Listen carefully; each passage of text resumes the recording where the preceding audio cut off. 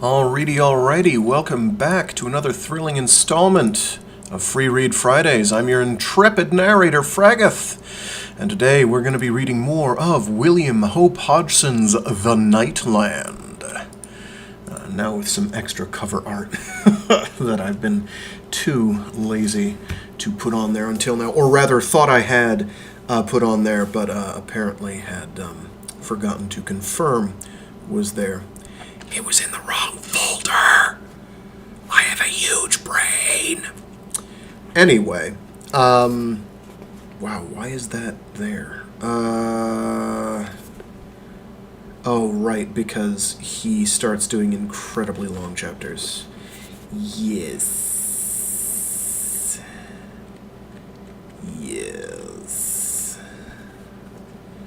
How long does that wind up being? Like 50 pages. Okay. It'll be a longish one today then, I suppose. Where was I? Right. So our boy, our protagonist, he is well underway now. And his journey has been fraught with peril. He's fought a number of critters, or encountered a number of critters of varying stripes, including a gray man, the night hounds. I think they're called the night hounds. Yes, night hounds. That was the latter of which was more of a close encounter than an actual altercation or scuffle, where he kind of hides out in a river bottom or stream, avoiding the thing as it hunts for him. He also encounters what was it? Not a yellow devil, but a yellow. What are you called?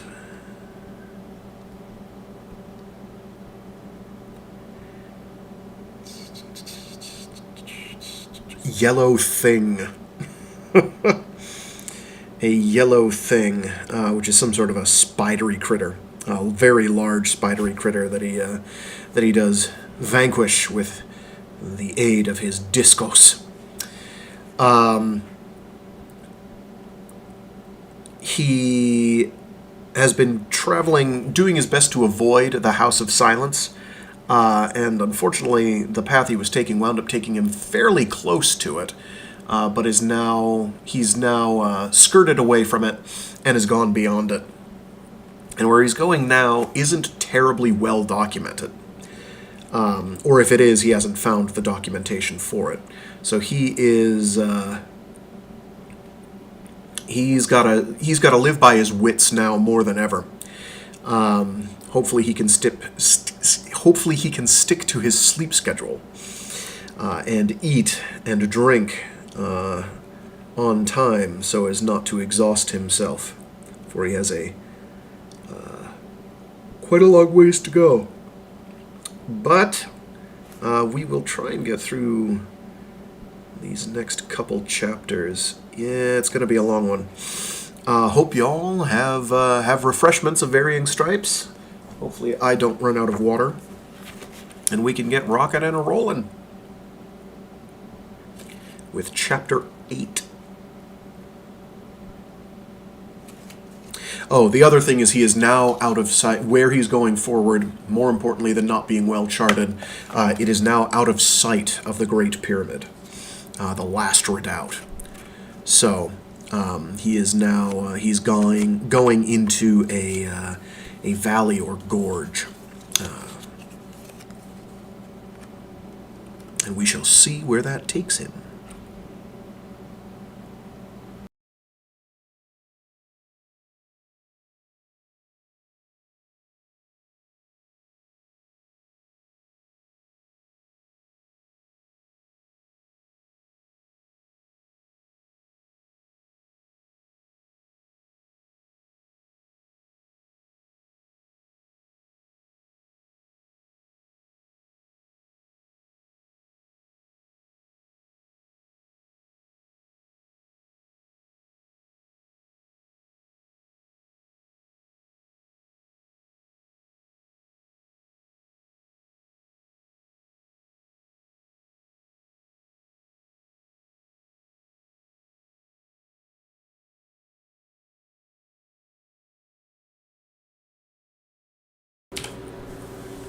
Chapter 8.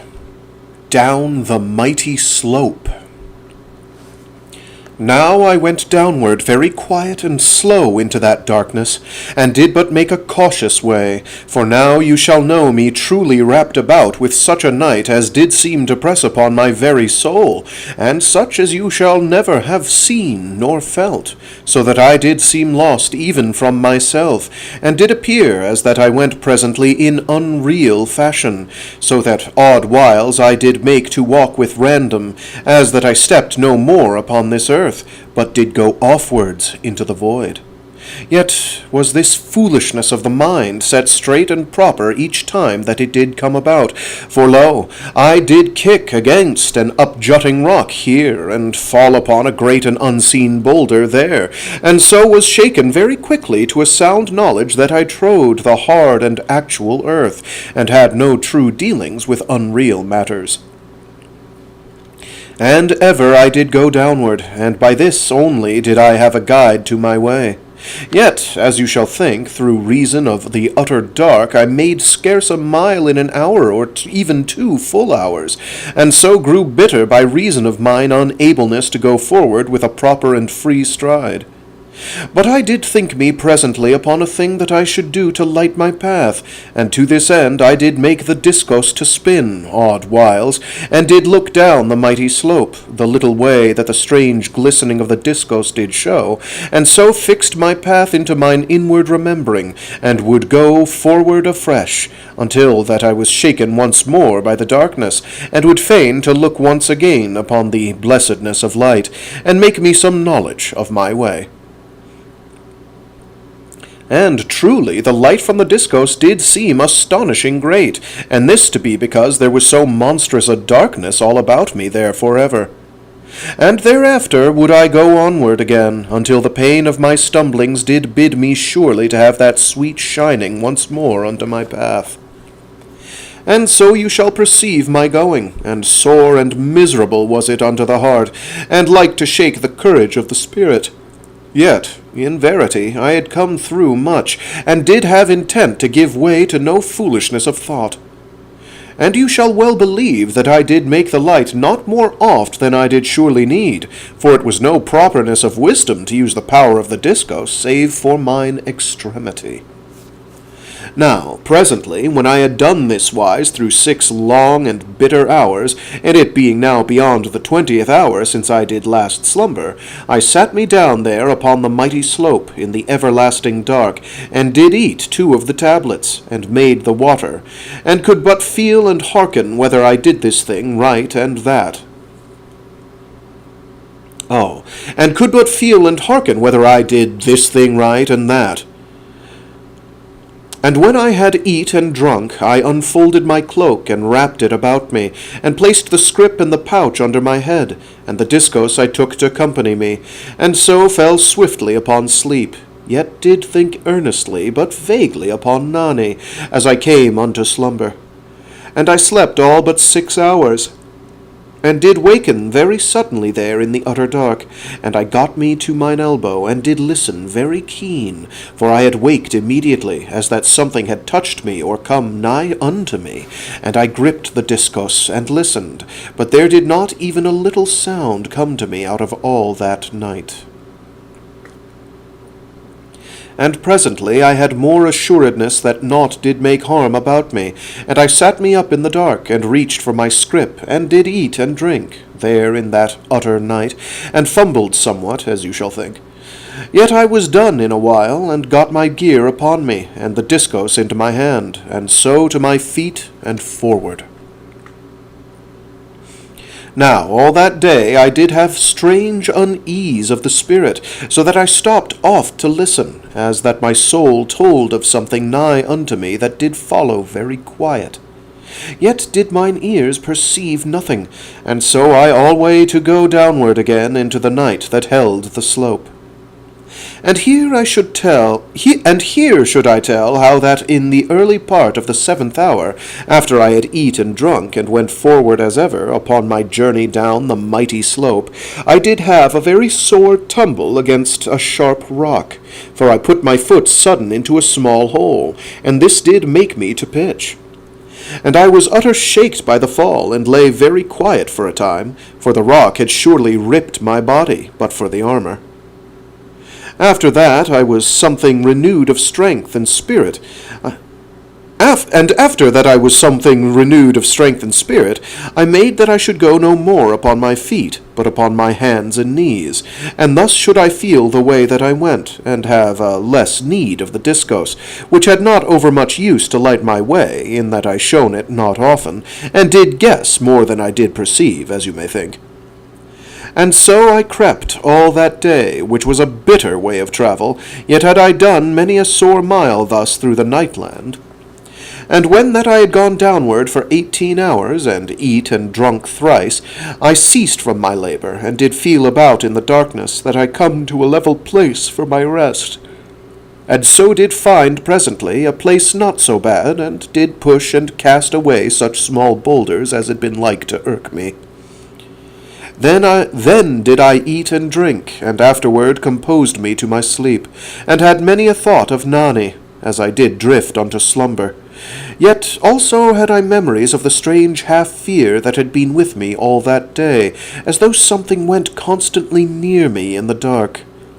And because of this, twice did I rise unto mine elbow, and listen, but heard no sound to trouble me, and afterward did trust that I did but fancy, and so came at last unto slumber, that yet was not over restful, for truly I did listen even as I slept.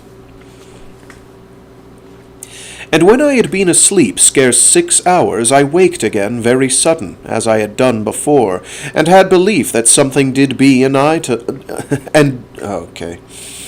And when I had been asleep scarce 6 hours, I waked again very sudden, as I had done before, and had belief that something did be anigh unto me, and I gripped the Diskos, and did hearken, yet there was no sound that mine ears did wot of, neither aught that had power to be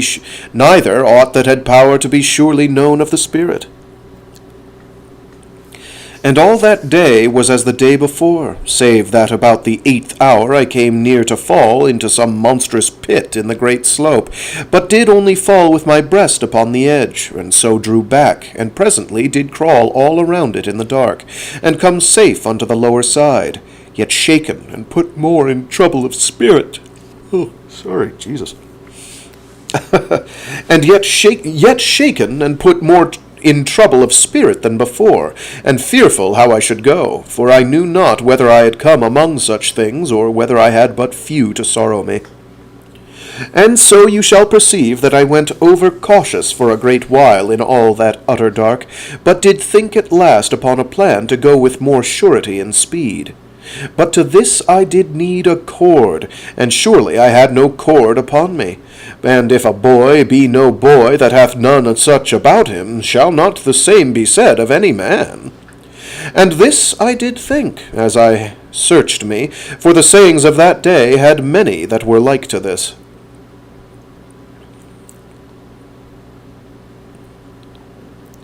Yet in the end I did compass my plan, for I did buckle the scrip and the pouch together, and took one of the straps from my pouch, and this strap was long and thin, and well suited unto my purpose. Then I fixed a stone into the end of the Then I fixed a stone into the end of the strap, and buckled it there, and after that I cast the stone before me, as I went upon my hands and knees, and I did hold to the hither end of the strap, and so was able to have something of knowledge whether there lay any great deepness immediately before me, and this wise to strive that I fall not down some monstrous cliff in the night. And so did I go, casting the stone continually to my front, down the slope. And this you shall think to be a cumbersome fashion of travel, yet was I in better case than in all the time since I had begun to go downward of the mighty slope in the everlasting darkness. Wow, I don't know what the tone of my voice was doing there. Let's retry that from the top. And so did I go, casting the stone continually to my front, down the slope. And this you shall think to be a cumbersome fashion of travel, yet was I in better case than in all the time since I had begun to go downward of the mighty slope in the everlasting darkness. better. And at the 18th hour I did sleep, and was waked strangely before the 6th hour, even as I had waked before. And this did put always upon me, a new wonder and unease. Yet did no harm seem to come unto me, and I did strive that I have no needful trouble of mind. But that something was always nigh unto me in the dark, I do truly believe. Yet have I no knowing that it was evil, for it harmed not me. And 3 days more I journeyed thus, and did never cease to creep downward weariful upon my hands and knees, and the Diskos I had to my hip, and so you shall know how I carried it. And by this, as you do know, I had been on the great slope 6 days of utter dark, and did have no wotting but that I went unto some dire and dreadful place, for, surely, I had gone for ever downward a monstrous way. And here, before I tell further, I must set down how that the cold was much gone from out of the air upon the slope, and the air was grown, as it did seem, very heavy unto my chest. And concerning this matter I should say something. For, if I do mind me, I have said not over much concerning the air of the night land and the mighty pyramid, for truly I have been so set to tell my story of all that I did truly see and adventure upon. Yet, though I have said but little, you will surely have perceived that the air of that far and chill time was not as the air of this, but was thin and keen within the night land, and lay not, as I do think, to a great height above the land, but only nigh to the earth. And as you do know through my tellings, there was a wondrous difference between the air of the mighty pyramid and that which lay without around the base, for upward beyond that I did understand that there was no outward air that any should breathe, and so was all the pyramid sealed in certain wise in all the upper cities forever. And whether it was sealed utterly from the outward air at the base, I do not surely remember, if, in truth, that I ever did bother my head to such matters. Yet, if I be set proper in memory and understanding, we did draw air from the underground fields, but whether they gat any change or newness of air from the night land, I have no knowledge, and do lament that I have no sure knowing. Yet, as you shall believe, I could surely write 100 books upon that wonder of the future, and be still lacking in the half of all that there is to be told. And so do I try to have courage to this my task, and to have no over trouble, because that I do tell but a little of a great tale. And here in this place will I set down how that the peoples of the pyramid were greater to the chest, methinks, than we of this age, but yet do I have no oversurety in the matter, for well it may be that the reason of this age doth blind within me somewhat the knowledge that I have concerning that, for, in verity, is it not but a natural thing to believe those peoples to be great of the chest, so that they should make a proper dealing with the thin air of that place and that time? And yet, as I do strive to make plain unto you, because that this thing should be, by the making of my reason, I do the more distrust that reason shall make foolish my knowledge, for even a fool should suppose that which I have told, and the truth may be even otherwise. Yet that the peoples of the upper cities had great chests I do well know, for this was a common knowledge, even as we of this age do acknowledge the peoples of Africa to be of blackness, or those of Patagonia to be of great stature. And by this one thing should any know a man of the upper cities from a man of the lower cities.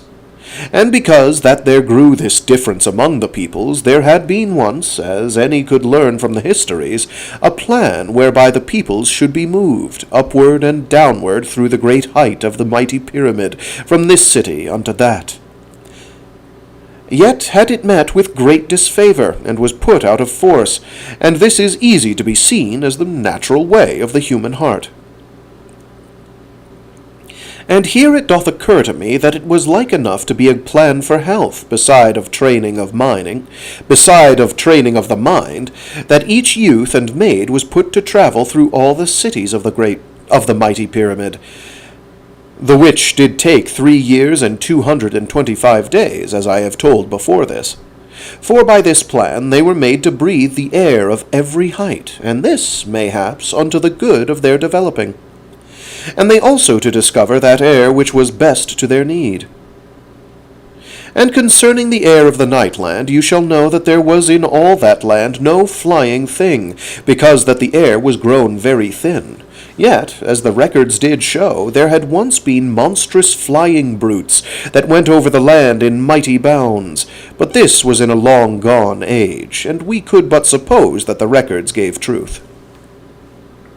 And here you shall know that, when the Monstruicans did learn that I would journey through the Nightland in search of Nani, there had been some foolish and well-intended talk among them that I take a small flying ship that was in the great museum beside the models of the great ships. For truly this machine was yet sound to go, for it was made of the grey metal of the mighty pyramid, that did seem to have no power to cease.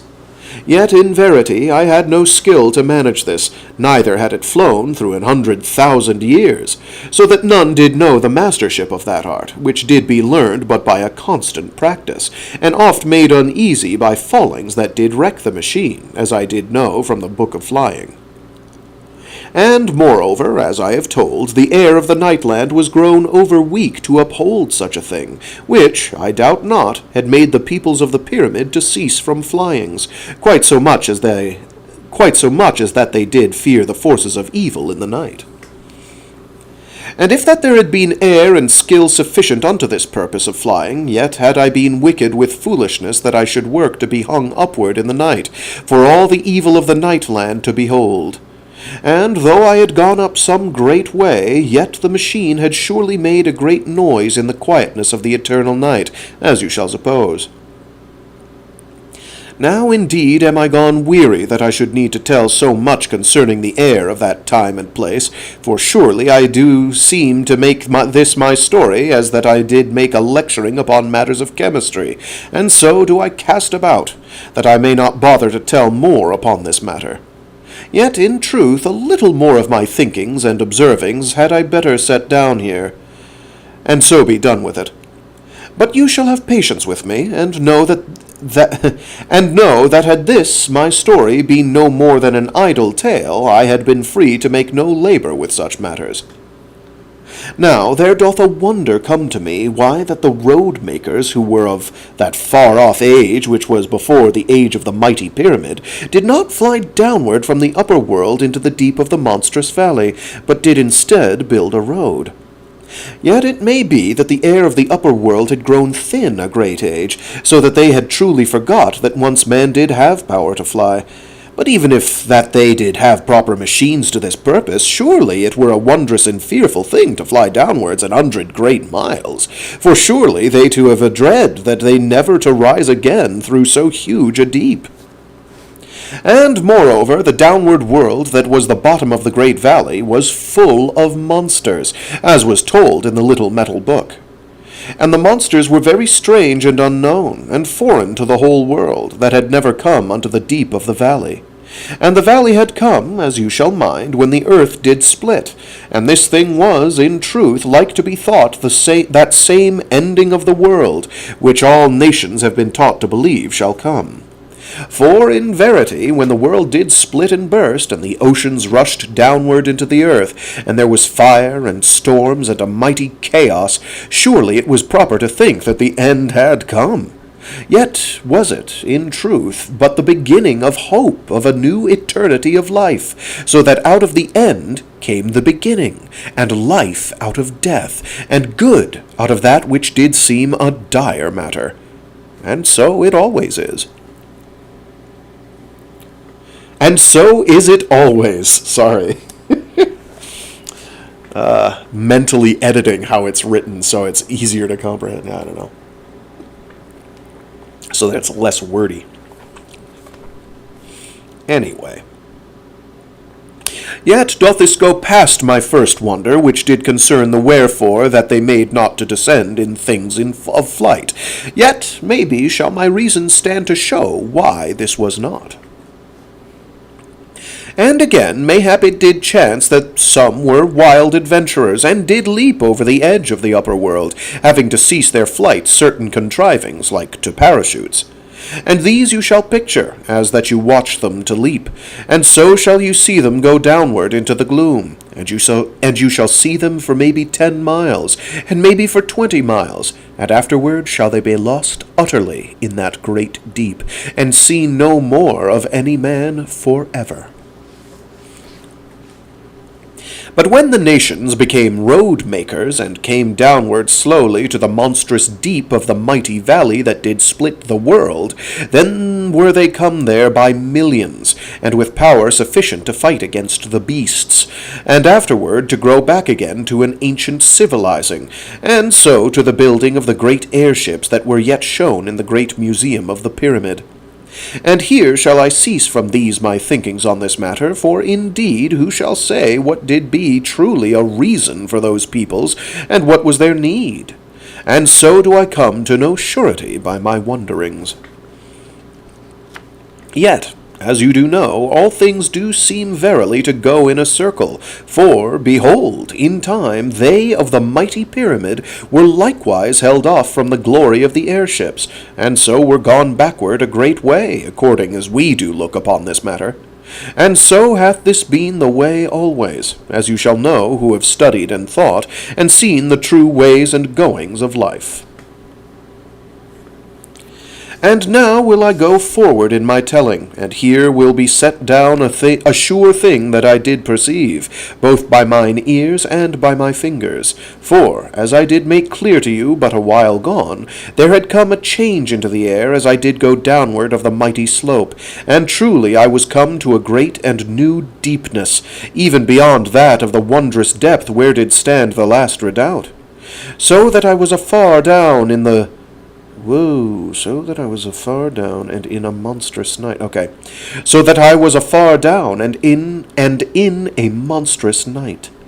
And the air here was of a great thickness and abundancy, even as it might be the air of this our age, or maybe of this our age, or maybe more or maybe less, for who may compare two matters with a sure guessing that do have an eternity to keep them asunder?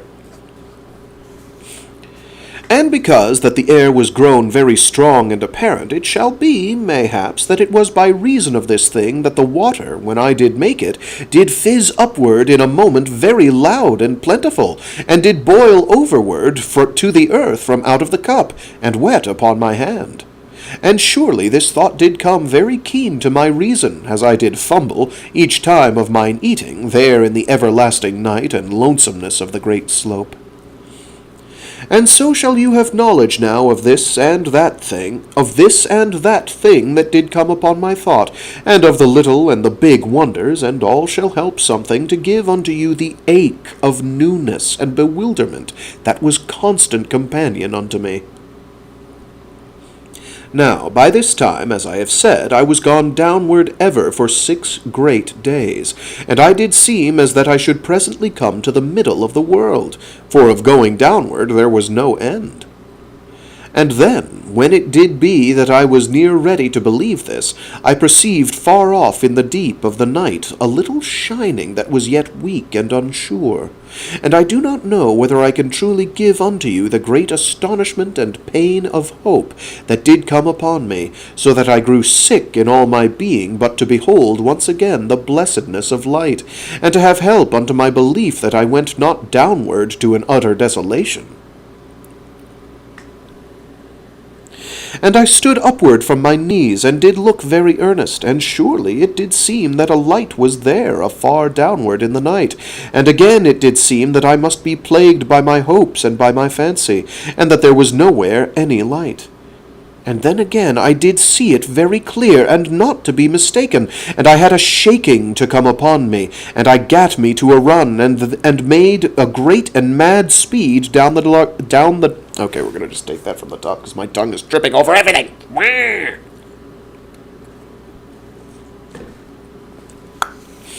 And I stood upward from my knees, and did look very earnest, and surely it did seem that a light was there afar downward in the night, and again it did seem that I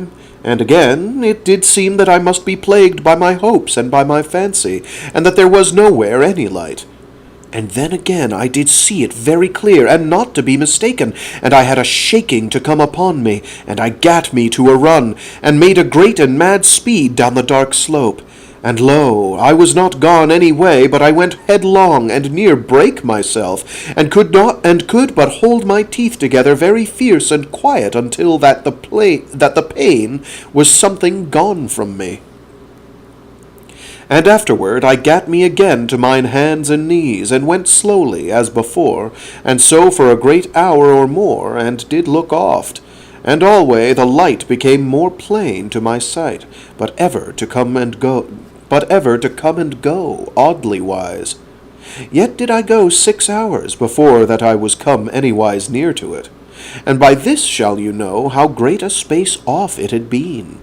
And lo, when that I did seem surely anigh unto it, truly was it still far away into the night. And I came not indeed near to it until that I was gone onward for 3 hours more. And all that time did I yet go downward into the night, but the slope now did not be so utter dark.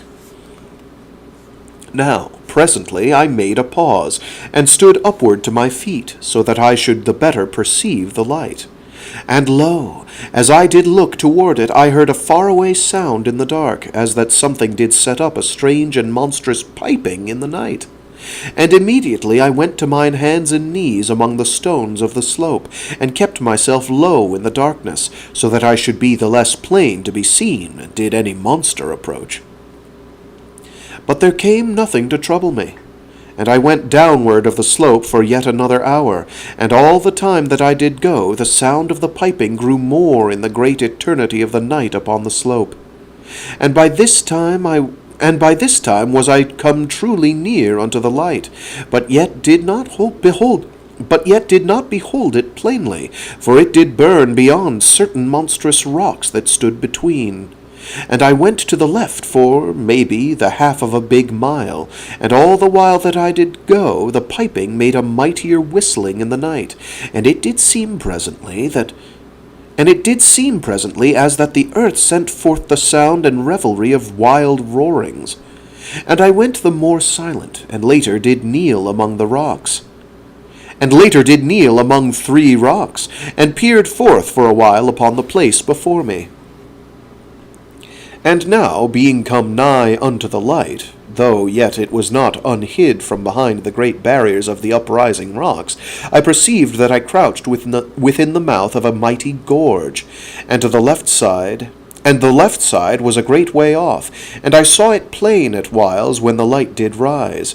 But the light was to the right, and it was so wondrous great that it did make clear to me that a mountain was to that side of the gorge, and went upward into the everlasting night, as it did seem forever.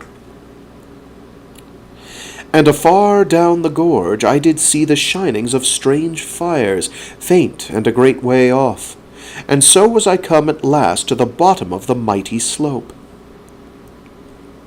Yet the gorge also to go downward, but not so great.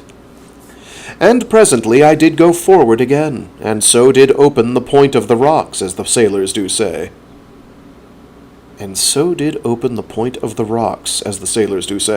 And I saw now that there gushed forth a great blue flame from the earth, and the mighty rocks stood about it, as that they were olden giants grouped there to some strange service.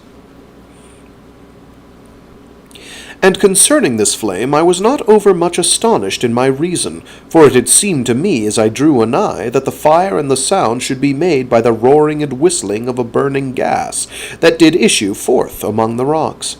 Yet, truly, though it did be a natural matter, it was yet a wondrous sight, and set amazement on my senses, for the flame did dance and sway whitherward monstrously, and sometimes did seem that it dropped so low as 100 feet, and afterward went upward with a vast roaring unto the utter height, and did stand mighty and blazing, maybe a full 1,000 feet. So that the far side of the gorge was lit, and surely it was 7 great miles off or more, but yet did show plain and wondrous. And the light did show me the flank of the mountain, and made the right-hand side of the gorge to go up measureless into the night. And so shall you perceive that I stayed a while among the rocks that were in the mouth of the gorge, that I should gaze upon this thing. But afterward I looked this way and that way, so that I should have a knowing of the place where I was come. And it was a wild and stark and empty place, as you must perceive. And the far side did be great miles off, as I did say, and everywhere there was abundance of rock and lonesomeness. And before me there went the great and dim length of the gorge, and there were lights here and lights there in a great distance, and oft, as it did seem, the quiet dancing of lights in divers places, but yet were these gone on the instant. And ever there was a strong and vacant silence upon that place. And presently, after that I had looked once more unto the mighty dancing flame, and perceived nowhere any life around it, I went onward down the quiet gorge. And for a great way as I journeyed was my path lit by the dancing of the blue flame, and oft should I seem to be going but dimly among the rocks, and my shadow faint and long, and lo, the flame would leap, and all the gorge come to a wondrous brightness, and my figure to shorten, and the shadows to be black and strong. And so shall you perceive how I went. And oft did I turn me about to behold the dancing of the great light, for it was solemn to my spirit, even amid so much of greatness and eternity, to think upon that flame, and to conceive that it had been an utter age danced there at the foot of the mighty slope, unseen through lonesome eternity. I'm going to just take that from the top because it's really poetic. And oft did I turn me about to behold the dancing of the great light, for it was solemn to my spirit, even amid so much of greatness and eternity, to think upon that flame, and to conceive that it had been an utter age danced there at the foot of the mighty slope, unseen through lonesome eternities. And this I do tell unto you, that thereby may you have some knowledge of the strangeness and the bitter loneliness of that place, which, in verity, did seem the expressing of all the lonesomeness of my wanderings. And all the time as I did go downward of the great gorge, there sounded the blast of the roaring, that was presently afar to my back. And the mountain sides did catch it here and in that place, and sent it offwards with strange and improper echoings, as of a chill piping, or oddwise as hushed whisperings of monstrous creatures, so that I did oft stoop to hide among, and so that I did oft.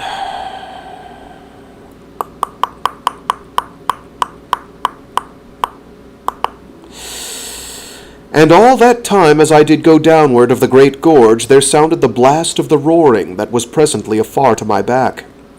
And the mountain sides did catch it here and in that place, and sent it offwards with strange and improper echoings, as of a chill piping, or oddwise as hushed whisperings of monstrous creatures, so that I did oft stoop to hide a little among the boulders, for truly I knew not but that some unnatural thing called from the darkness of the mountain side.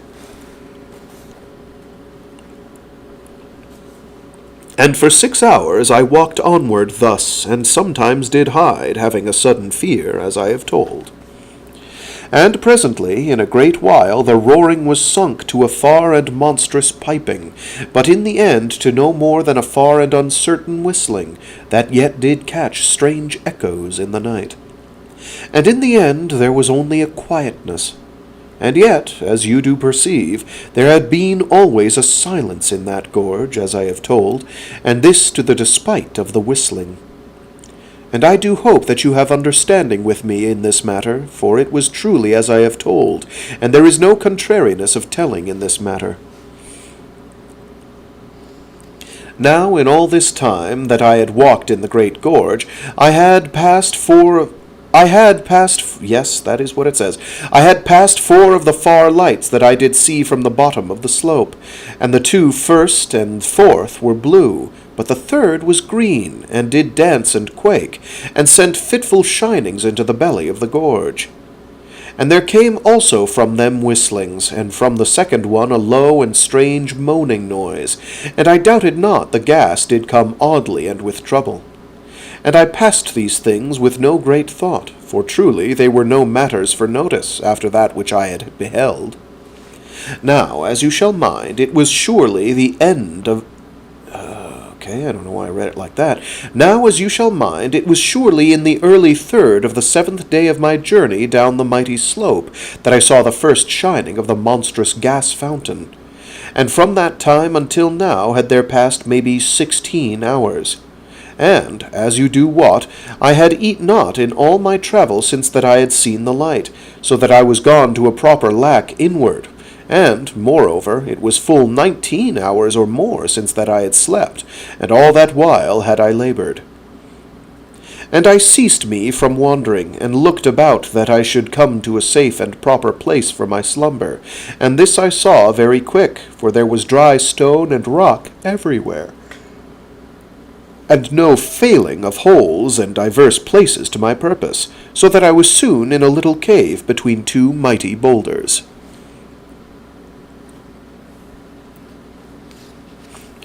And here I eat 4 of the tablets, for truly so many were my due, and I had not been violent had I eat more.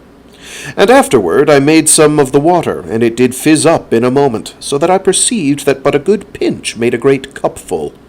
And this I set to the count of the strong and heavy air, as I have told, which I did think to have a greater power of chemistry. And presently I slept, having my gear about me as ever, and the Diskos to my breast. And as I went into slumber, I thought sweetly upon Nani, as I had done, indeed, 100 times since I was come to the hopefulness of the lights of the gorge. Now, whilst I slept, I dreamed that the master word did presently beat all about me in the night. Yet, as I do mind, I waked not, and because that I continued to sleep, I have no sure knowing whether this was truly a dream or an happening. And I minded me upon it when I waked, but this was after that I had slept 7 hours, and I could have no sureness anywise of the matter, but only that I was come safe through my sleep, though heavy within my head and limbs, as that the air did call me unto a further slumbering, as is like enough.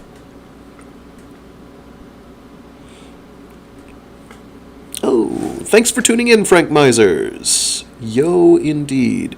Say, is there any mention to exactly how many years in the future this takes place? Not really. Certainly nothing specific. It is indicated that it is many, many, many, many eons hence. Millions upon millions of years. He'll refer to small ages in the past, hundreds of thousands of years ago. So it's not clear how many, what year AD we're in the future. It is millions, though. It is well over 1 million, possibly several million. That humans appear to be human is kind of interesting, but I don't think it detracts in any way. Suffice it to say, it's far enough for many civilizations to have risen and fallen over the course of millennia. Many, many millennia. Millions of years. Don't know how many. But the sun's dead. Or gone, or covered, or vanished. There is no sun, there are no stars. So I guess by that metric, I don't know if they knew how long the sun was going to be around back in 1913, 1917. Whenever he wrote this. I knew this a second ago. 1912. But if they did, then it could be billions of years in the future, when the sun is finally gone kaput. And we're approaching heat death of the universe, and we just keep kicking.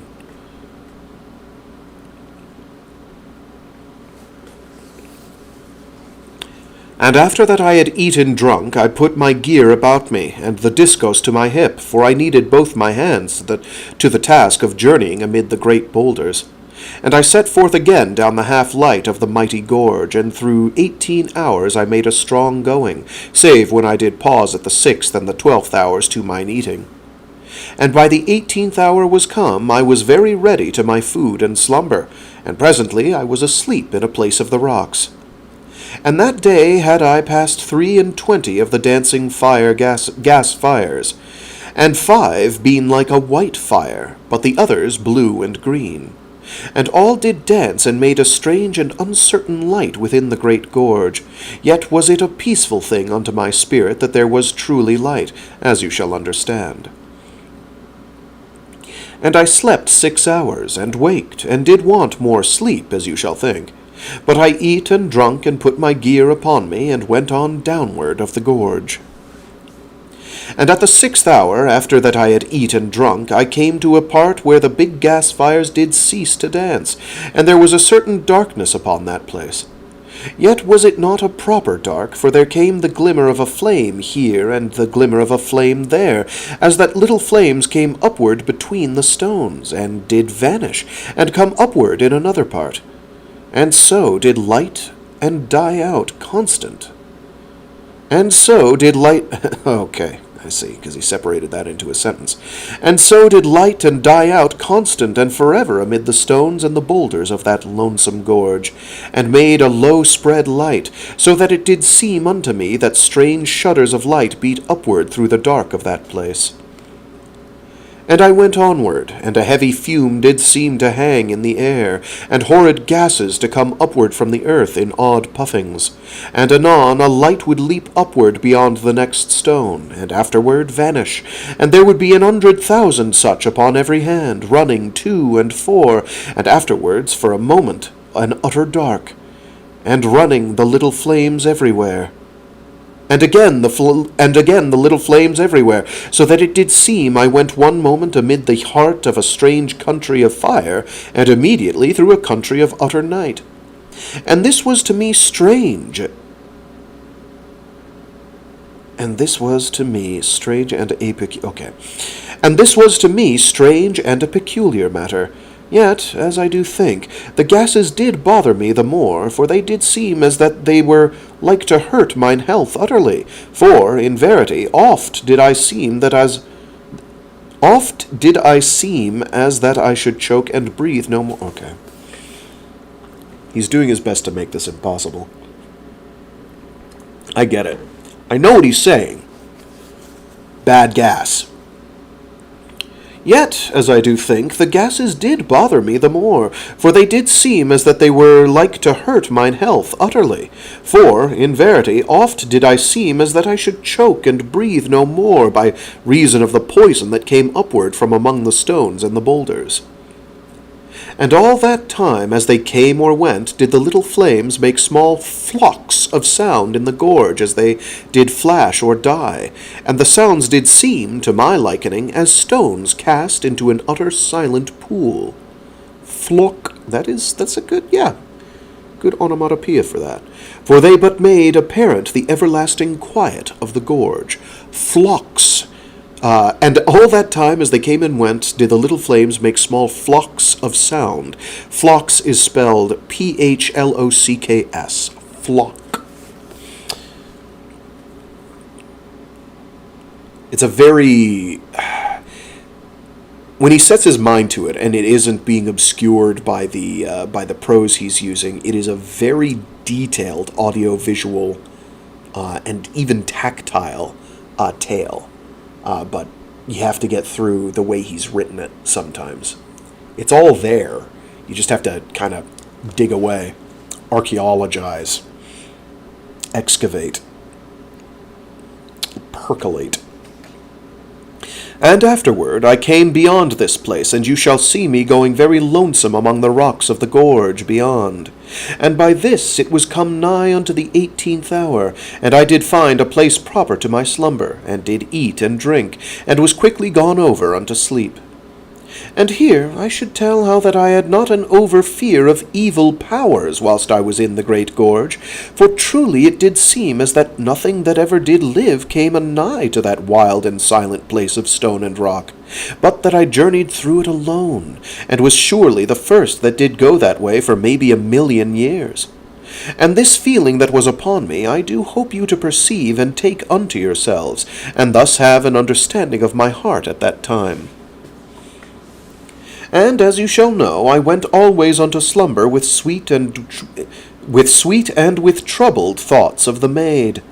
Yet for a great while I had been put so mightily to the labour of my way, that my heart did suffer less at this time than should be thought. And truly it doth show me how I was drawn unto that one with all my being, that I did surely think so oft and sweetly upon her amid so many perils and matters of horror. And this doth seem something strange to say, when that you do consider that I was adventured unto these same perils and horrors, but only for the sake of the maid. And in 6 hours did I wake, as I did strive alway to set myself to do. Yet I was very heavy and slow for a while, until that I was more properly come to wakefulness. And surely, as I did think before, this was like to be put upon me by the weighty air of the place, but yet it might be that the gas, which did float in the gorge, was upon my lungs.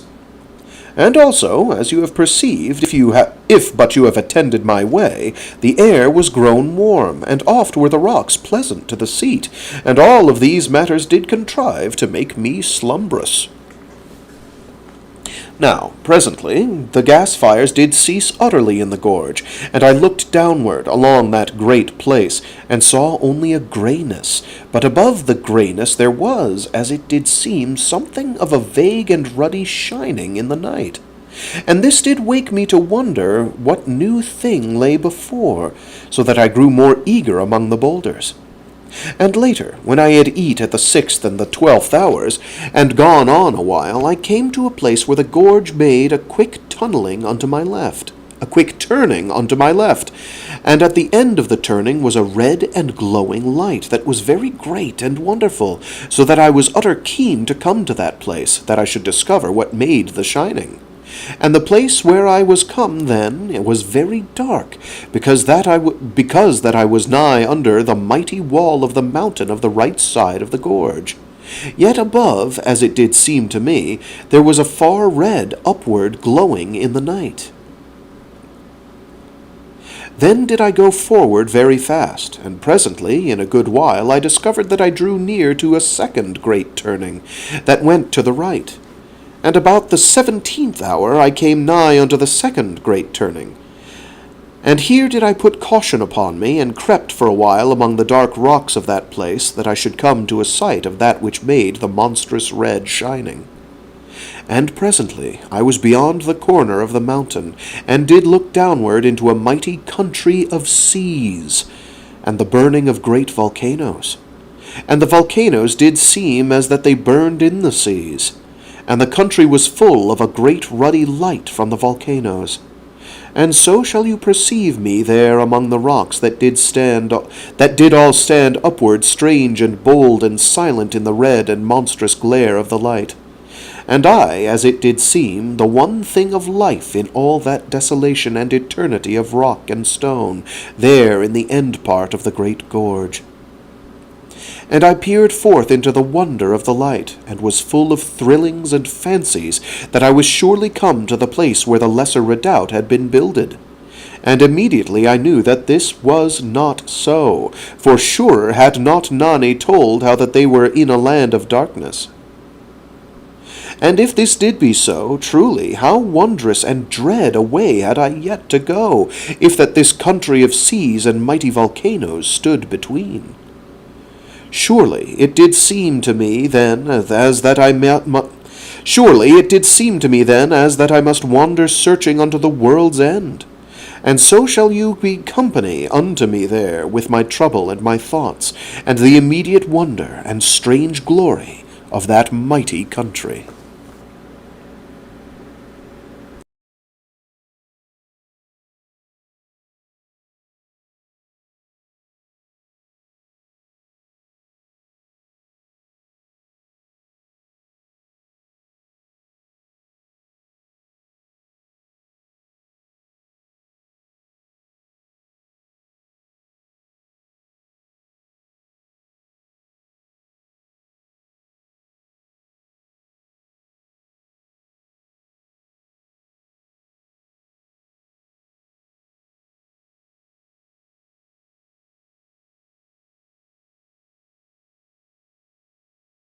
sorry about that. I pressed the wrong button to turn the mic back on.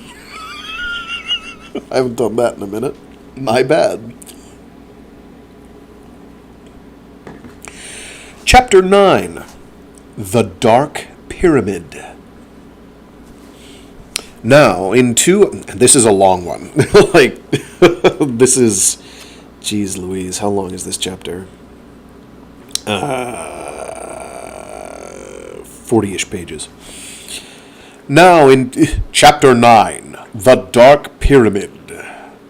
Now in 2 hours more I was come clear down out of the gorge, and stood in that country, and for all that I did feel fresh troubled and bewildered, yet was I rejoiceful, as you may believe, in the surprising light and splendor of that sudden land. And before that I had come down out of the great gorge, I had stood high within the mouth thereof, and looked well out over the mighty country. And I had counted 27 great volcanoes, and this doth not take heed of 2 monstrous ranges of fire hills that burned afar off something unto my right. Neither doth it take account of 100,000 lesser places of fire. And truly it did seem a very land of fire and water. For there was a small fire hill stood within a sea, as it did seem no more than a little mile from that place where I did stand. And maybe a score to the back of it, spread all about. And here shall I do proper to tell concerning the seas, for there were of these, that I did count at that time, 3 that were small, and a mighty sea that went onward for ever into the red light of the fire hills, so that it was gone utterly out of my sight, and did show no ending. And there rose up out of the seas islands, and on the islands volcanoes. But in other parts the fire hills did come upward straightly from the sea. And over the near sea, as it did seem, there lay a plenitude of steam, as that the sea did boil at whiles, and in divers places. And there did seem to me, as it were within the red atmosphere of that place, that there were a muttering thunder, low and constant, shaking the air, now from that distance, and now from this. And this did I judge to be the voices of the fire hills, speaking with the fire that lived in them.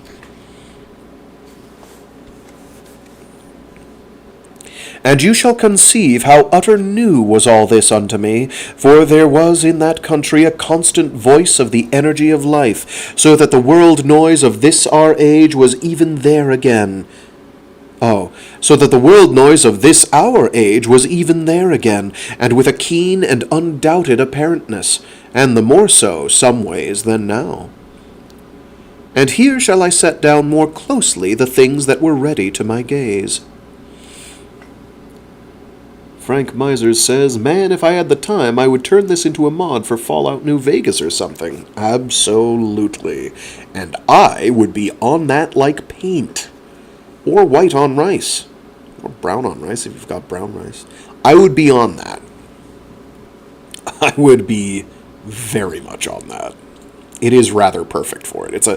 It's such a good setting for any role-playing anything. It's such a good setting.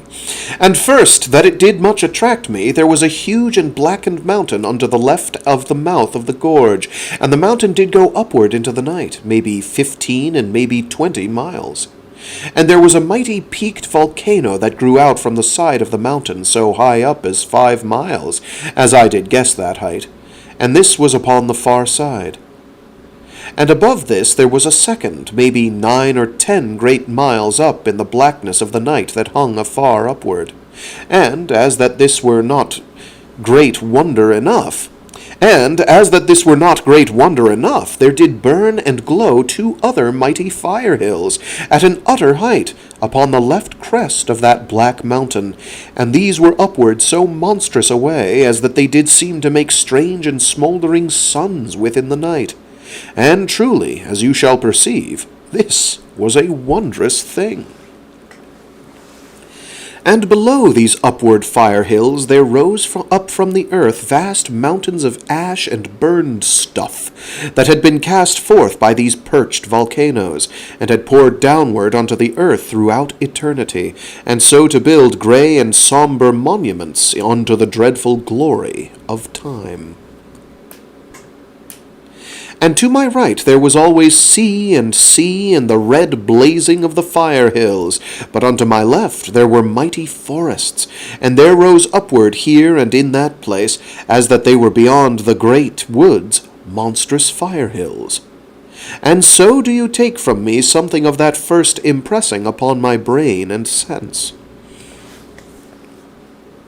And after that I had come down out of the mouth of the great gorge, as I did tell a little while gone, I came upon a pause, for surely which way was the proper unto my search? And I looked about for a great while, and afterward did climb back into the gorge, and called myself foolish, that I had not thought to map my way ere I came down. And when I was come up into the gorge again, lo, I saw that there was but one way that I should go. For truly, as I have said, there was only the seas unto my right, but unto the left, where the shores did meet the seas, there seemed, so far as mine eyes did tell to me, a clear way for a space. And mayhap, when I had come so far, I should even find a further way to go forward. And so did I descend again unto the country of the seas, as I did ever call that red shining country of water and fire. And by that I was come again from the height of the gorge, it was 24 hours since that I did last sleep, so that I was fain that I should put some... What? So that I was fain that I should put into some nook and come to slumber, as you shall well believe. Okay. He has decided it is nappy nap time, and it is nap time. And by that I was come again from the height of the gorge, it was 24 hours since that I did last sleep, so that I was fain that I should put into some nook and come to slumber, as you shall well believe. And I found me a neat and proper place, where 3 great trees grew about a little basin of rock that was very dry and warm.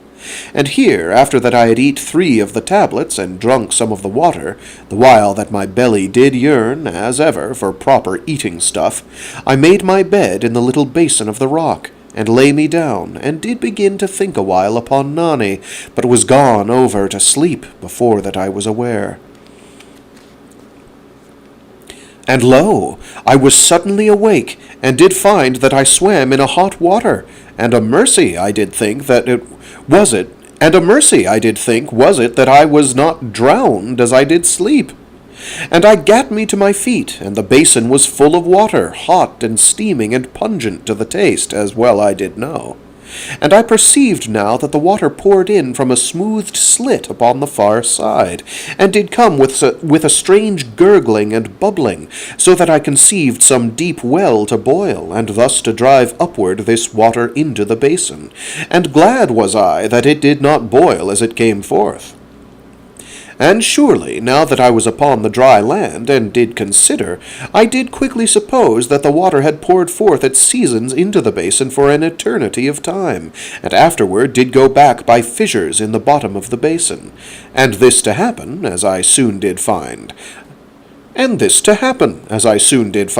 a little beyond the length of every hour, and, indeed, the basin to empty slow as I did watch. Now, being much wetted, I stripped off mine armor, having before this dipped out mine effects from the hot pool.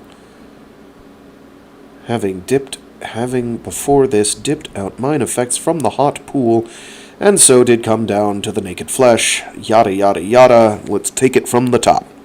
Now, being much wetted, I stripped off mine armor, having before this dipped out mine effects from the hot pool, and so did come down to the naked flesh, and I found a place where the rock was hot, and here I did spread my garments. And whilst that they came to dryness, I gat me into the hot pool, and had a very pleasant bathing, and did have no great fear of any dangerous thing, for, as it did seem, I had surely left all such behind within the nightlands. Yet did I have the Diskos upon the pool edge to my hand, for I had no proper assurance in this matter. Yet, as it did prove, there were many monstrous beasts in that country, but never did I feel the nearness and horrid power of any evil force, for these, as I do conceive, were congregate and gathered about the mighty pyramid, being attracted thereto by the great spiritual essence of so wondrous a multitude of humans gotten so close in one spot, even as sharks do come after a ship which hath bullocks within. Yet, how that the evil powers were given entrance unto this state of our life, I have no sure knowing. Yet have I put forward certain thoughts on this matter in an earlier place, and more than such thinkings is surely vanity, for there is no certainty in my reasoning concerning this thing. Now presently was my clothing dry, yet before this I had come out from that bath, which truly was nigh all gone backward into the earth. And I dressed me again, and got my armour upon me, and afterward was I in a more lightsome state of the mind, and yet very ready to come again unto my sleep.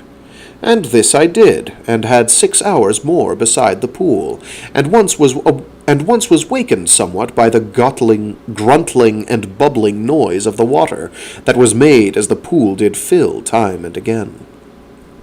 And when the 6 hours were gone, I waked very well fitted in my senses and feelings to go forward again through that red-lighted country, and this I did, after that I had eat and drunk. Yeah.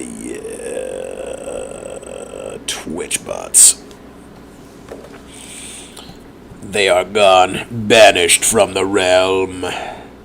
Now all that day I went forward at a great pace, and the nameless woods were unto my left, and the shores of the seas unto my right.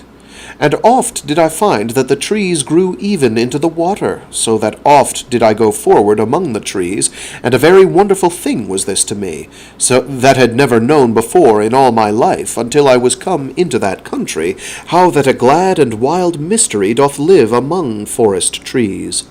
For there was no such strange wildness among the groves of the underground fields, though a solemn beauty in plenty. And the scent of the woods was sweet unto my spirit, as you shall wot.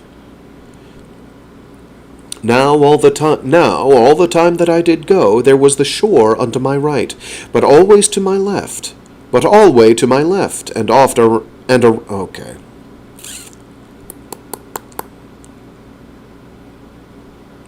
Now all the time that I did go, there was the shore unto my right, but alway to my left, and around me ofttimes, as I did say, the great forests.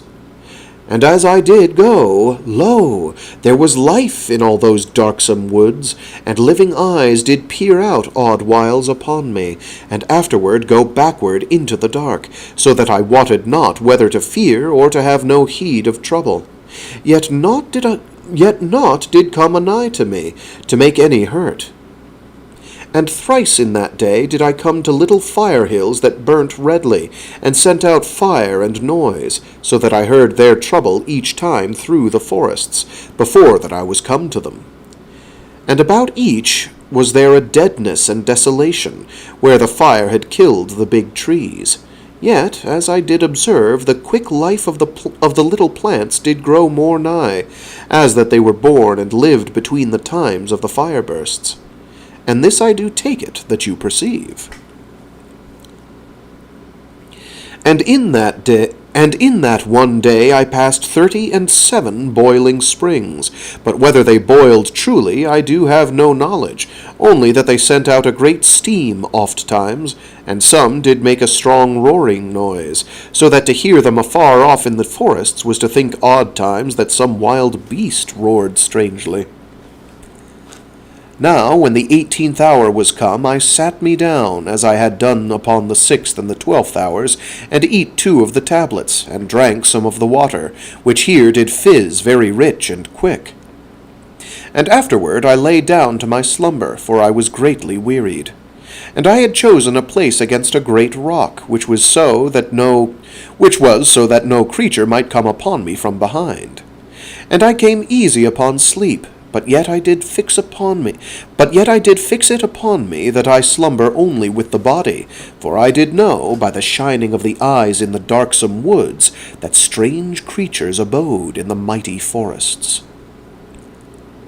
And ere was I gone over to sleep, I thought about Nanny, as I had done much all that day, as though her spirit did hover near unto mine, and did strive pitiful to speak with me.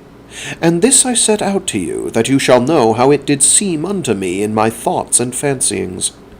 And as I lay there, I put a blessing upon her, and a determination to my heart, that I make a more desperate speed of my going, if that might be, so that I come the sooner to that strange and unknown place in the dead world where did stand the lesser refuge. And I was then asleep in a moment. And lo, sudden I was awake, and lovely was the brightness of that country that did show me in a moment my danger, and did not keep me suspend in fearful doubt, as did the grey darkness and strange shadows and lights of the nightland.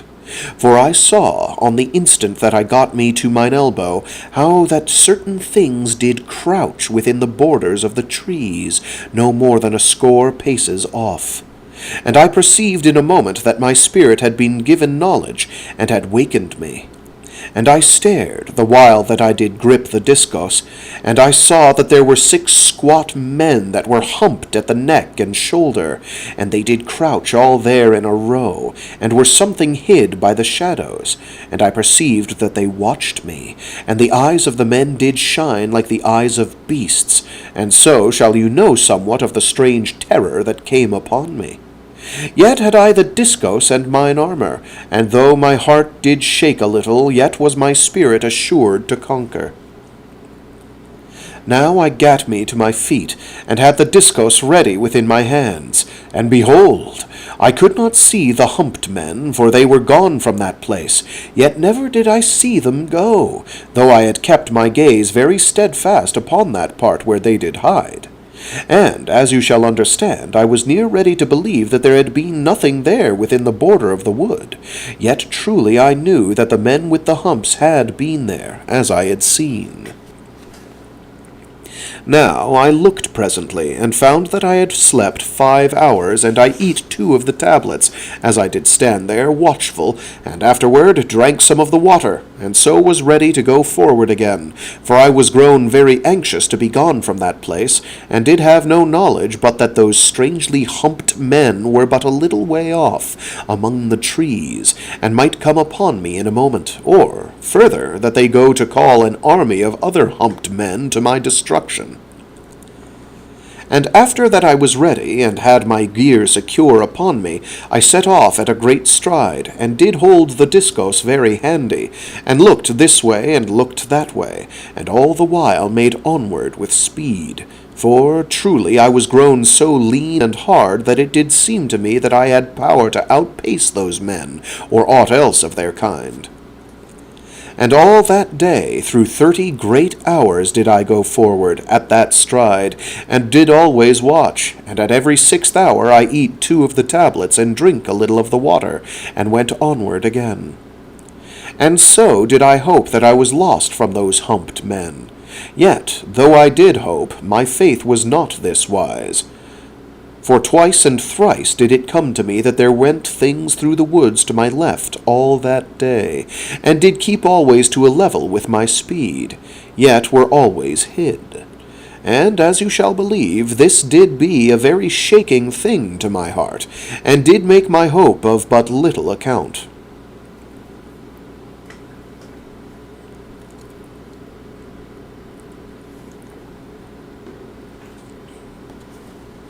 Now, because that I had no faith to accompany my hope, I was not easy to have slumber, until that I was come to a place proper and safe. And so, as I have told, I went onward through 30 great hours, and, in truth, in all that while I did find nowhere that did seem fit to my need. And lo, about the end of the 30th hour I perceived that there was water ahead, besides the water of the sea that was ever to my right. And I thought, maybe, that the sea did go inward at that part of the land, but it was otherwise. For when I was gotten to that place, I found that a river came into the sea, and did come out of all the country that lay unto my left. And in the mouth of this river there was a small island, and surely I did look across to the island, and think it a refuge from the humped men that did surely play dog upon my going. Yet truly this was but an idle thought, and my need was that I should come to some way to cross over the river, that I go forward beside the great sea, which did stretch onward for ever before me upon the far side. And I knew not how to go across, for I had no power to swim, and had I swum, there were surely monsters in that great and warm-flowing river, as you shall believe. And I went upward of the river bank, that I might come to some place where the river did narrow. And surely I had been like to walk a mighty distance to this purpose, but that I came soon to a second river that did enter the first, not a mile above the shore of the sea, so that, as you do perceive, there was the sea to one side of me, and this second river unto the other, and the first river before me, and thus I was sorely perplexed, as any had been truly that was in like trouble. That was in a like trouble. I'm going to try that again. And surely I had been like to walk a mighty distance to this purpose, but that I came soon to a second river that did enter the first, not a mile above the shore of the sea. So that, as you do perceive, there was the sea to one side of me, and this second river unto the other, and the first river before me, and thus was I sorely perplexed, as any had been truly that was in a like trouble. Yet as it did chance, the need to go forward and the danger of the humped men put wit into me, so that I looked about for a tree that was fallen. And there were many, yet great, so that I was much wearied and something strained of the spirit, before that I gat 2 little trees under the water. Now, when this was done, I made a rough pole of a young tree plant, and afterward I lashed the 2 trees together with my belts and straps, and so had somewhat of a raft. And you shall picture that, all the times as I did go about this business, I was very heedful lest the humped men should come upon me, ere that I was gone free upon the water. And this constant heeding did double the labour of my work, as you shall perceive. Yet in the end it was done, and I ready to adventure over the river. And so I did push off with the pole, and I pushed and paddled maybe the half of an hour, for indeed it was all a clumsy contriving, and mayhap I the more so in my labours. Yet presently I was come so far over that I drew nigh to the island, and it did seem a wise and proper thing that I should have my slumber there, and afterward go onward to the farther shore. And this I did, and after that I had eat and drunk, as ever, I lay down to sleep. And by this time it was 33 hours since last I did slumber, so that I was bitterly awearied. And I had a great and restful sleep, for, truly, the island did seem a very safe place, and, in verity, I came to no harm, though I was as a dead man for 9 great hours, and so shall you perceive my weariness. And when I was come proper awake, I eat 2 of the tablets, and drank some of the water, and afterward made an end of my voyage. And then did take back my belts and straps from binding the trees, and so forward again upon my way, and no more fearful of the humped men. For surely I did think I had left them all upon the far shore of the river, though afterward I minded me that they might grow likewise upon the 2 sides. But yet was I only discovered by those upon the one, as you do know. And all that day I went very swift, and passed many strange matters that did coast upon wonders oft. And all that day I went very swift, and passed many strange matters, and did coast upon wonders oft. Okay, whatever. Something about that sentence just really bugs me, and I can't really pin down why. And all that day I went very swift, and passed many strange matters, and did coast upon wonders oft. And at the 6th and the 12th hours did I eat and drink, as ever, and between the 8th and the 14th hours did I come past 2 mighty fire hills, that made all the country to tremble with their noise. And 4 times did monstrous creatures pass by me, but I was swift hid, and came to no harm. And oft as I did go were my thoughts upon the dear maid that I journeyed to save from destruction. Yet, as you must see, always were my thinkings brought sharply unto my going, so that scarce was I ever set off to ponder upon Nani, but that there came some danger or wonder to give me heed to my way. And because of this, as you have learned, I was more put to plan free of the instant trouble and peril of my way, through all that mighty journey, than to have quiet chance for thoughts of love unto mine own. Yet truly was not my journey one whole thought of love unto Nani? And that peril made oft dumb my brain, was but the truer song unto my maid. And that peril made oft dumb my brain, was but the truer song unto my maid. Much better. This is particularly difficult.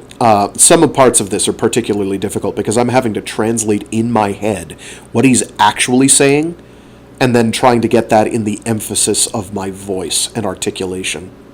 And I am not always succeeding. Anyone who's actually read this before knows what I'm talking about. This is not easy going. Shakespeare is easier because at least he's working with a meter. But is tricky nonetheless.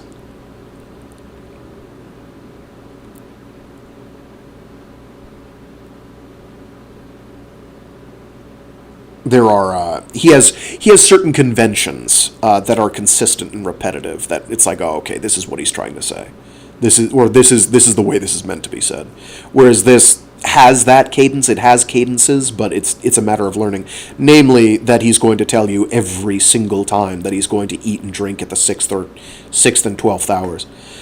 He's very consistent about this, to a ridiculous degree. But he's like, no, I'm doing this thing. This is a thing I'm doing. I'm not just going to forget it because it's part of the journey. I get it. I understand. It's one of the things that makes it unique and special. Note, he never really talks about going to the bathroom, but it's the next best thing. Where were we? Right.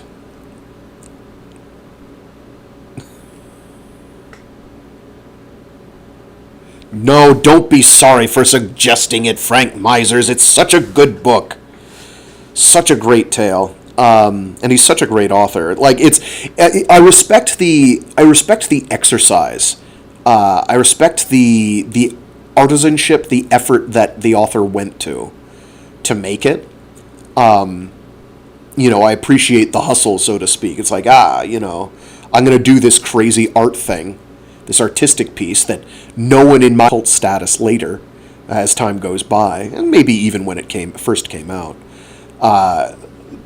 but it's like what he's talking about, what's being described, the vividness of the verse is so, and by verse I mean the setting, the vividness of the world building and the setting is so strong that it really doesn't matter. It's very much worthwhile. I'm going to reread the bit where he's harping about how you'd think he'd be thinking about Nani this whole time, but he hasn't really had time. Nani. Nani? It's Naani. Naani, maybe? There's no apostrophe. So I'm going with a Nani, a long A. I'm just going to reread that last paragraph so I can get back on track here. And oft as I did go were my thoughts upon the dear maid that I journeyed to save from destruction. Yet, as you must see, always were my thinkings brought sharply unto my going, so that scarce was I ever set off to ponder upon Nani, but that there came some danger or wonder to give me heed to my way. And because of this, as you have learned, I was more put to plan free of the instant trouble and peril of my way, through all that mighty journey, than to have quiet chance for thoughts of love unto mine own. Yet, truly, was not my journey one whole thought of love unto Nani? And that peril made oft dumb my brain was but the truer song unto my maid. And at times I was among trees, but oft did go past unnumbered boiling springs and small fire hills, and oft was the air full of the noise of the little fire hills, and the roar of the boiling springs, but there came no harm unto me. I'd also like to state for the record that this might actually be easier to read than Frankenstein was in some ways. It's harder in others, in that he's aggressively over-descriptive or over-wordy about certain things. There's a kind of weird repetition he'll do, where it'll be like, oh, of this thing I have spoken before, sort of thing. It does kind of help impress it on your brain, though, so there is cleverness involved in this whole thing. It's a bit much. It's very extra, but it's all there. It matters, and I would not edit it for the world.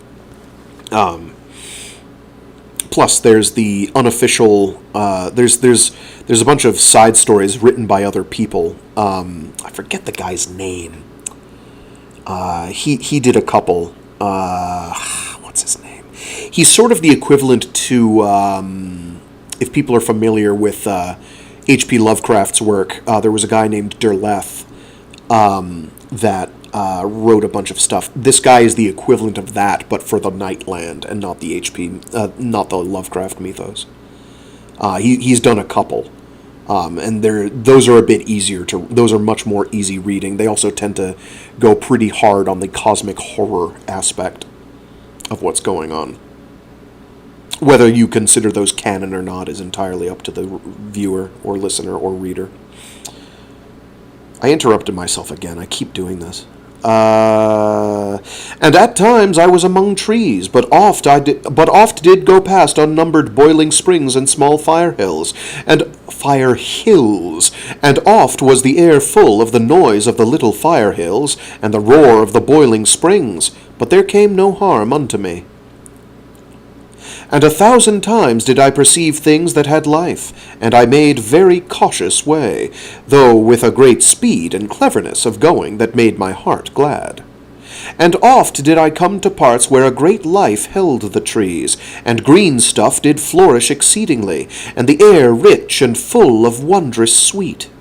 The air rich and full and wondrous sweet, so that I was fain to think how that in some far-off time it might be that our children's children should come down unto this country, when the upper valley of the Nightland was grown to an utter chill and lacking of air, and here build them a new refuge, if, indeed, any should come clear of the evil forces and the monsters that did live about the mighty pyramid in the Nightland.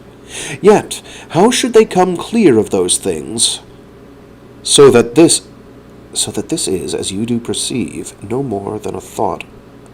Okay.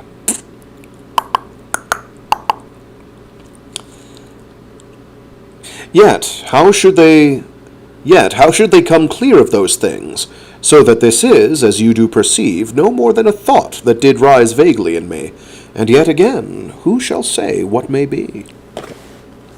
And onward I did pass, and I do mind me how that I saw the lower fires of that country to burn very fierce, and this I set to the richness of the air, but yet with no surety of knowledge, and do but tell the same that you shall see the oddments of thought that went oft across my brain, and so have so much knowledge as I concerning this and that. Now, a little before the 18th hour was come, I came out from among the trees, and the sea was downward of a great cliff, unto my right, for I had gone upward for a long and weary hour. And I did see now a thing that made me to be cautious, and yet that did hold my heart to go swiftly to perceive the thing, for it was very strange. And I went forward quickly, yet with a wise care, and so was come presently more anigh. And I perceived that the thing was, in part, a high rock, very tall and pointed, and maybe 100 feet high, but afterward I did find it to be more. And there was a monstrous great thing upon the top of the rock, that did seem very strange. And I stopped and looked, and afterward went forward again, and so for a time, until that I was but a little way off. And now I saw that there did seem to be a mighty long rock laid across the topmost part of the upstanding rock, and yet had a very strange and shapely appearance, and did seem upon the under part to be as that I had looked before upon it. And upon the upper part there grew trees and green things, even as these did grow upon odd ledges of the upstanding rock. Yet, for the most, the rock was very stark, as that a blast had blown upon it, and made it bare. Now, when I had looked for a while, I bethought me that this should be a safe and proper place for my slumber, if that I had power to come safe to the top. And when I had thought this thing, I began at once to climb up the rock, and I found that the rock was very high, so that in a while I was come a great way off the earth, and yet was not come to the top of the rock. And because that I was awearied, I looked about for a safe place to mine hand, and lo, there was a shelf of the rock very nigh, that went inward a little to the side. And I gat me to this ledge, and did eat and drink, and presently I slept, and scarce had thought of Nani in the moment of my slumbering, for a great weariness was upon me, the which I do think to have come by reason that I was not yet proper rested from the task of the day that was gone before that one. Now I waked very sudden, maybe 7 hours after, and I had knowledge within me that my spirit did wot of some nigh danger. And I gat upward from the rock very quiet, and had the Diskos ready in my hand. And I looked swift about me in the moment that I did wake, yet did see nothing, for there was naught on the ledge with me. And I crept to the edge, and looked downward, and lo, I did see that there came up the rock 2 humped men, and they did climb very swift and silent, and I perceived that they smelled me, and came to destroy me. And I made ready the Diskos to do battle, and ceased not to look downward.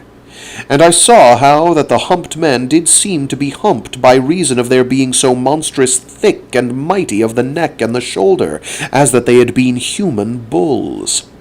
And I saw that they were very strong, and by the speed of their climbing I knew they were swift, and so did I make steady my attention and my heart to the saving of my life, for truly I did know that I should be dead in a little, or they.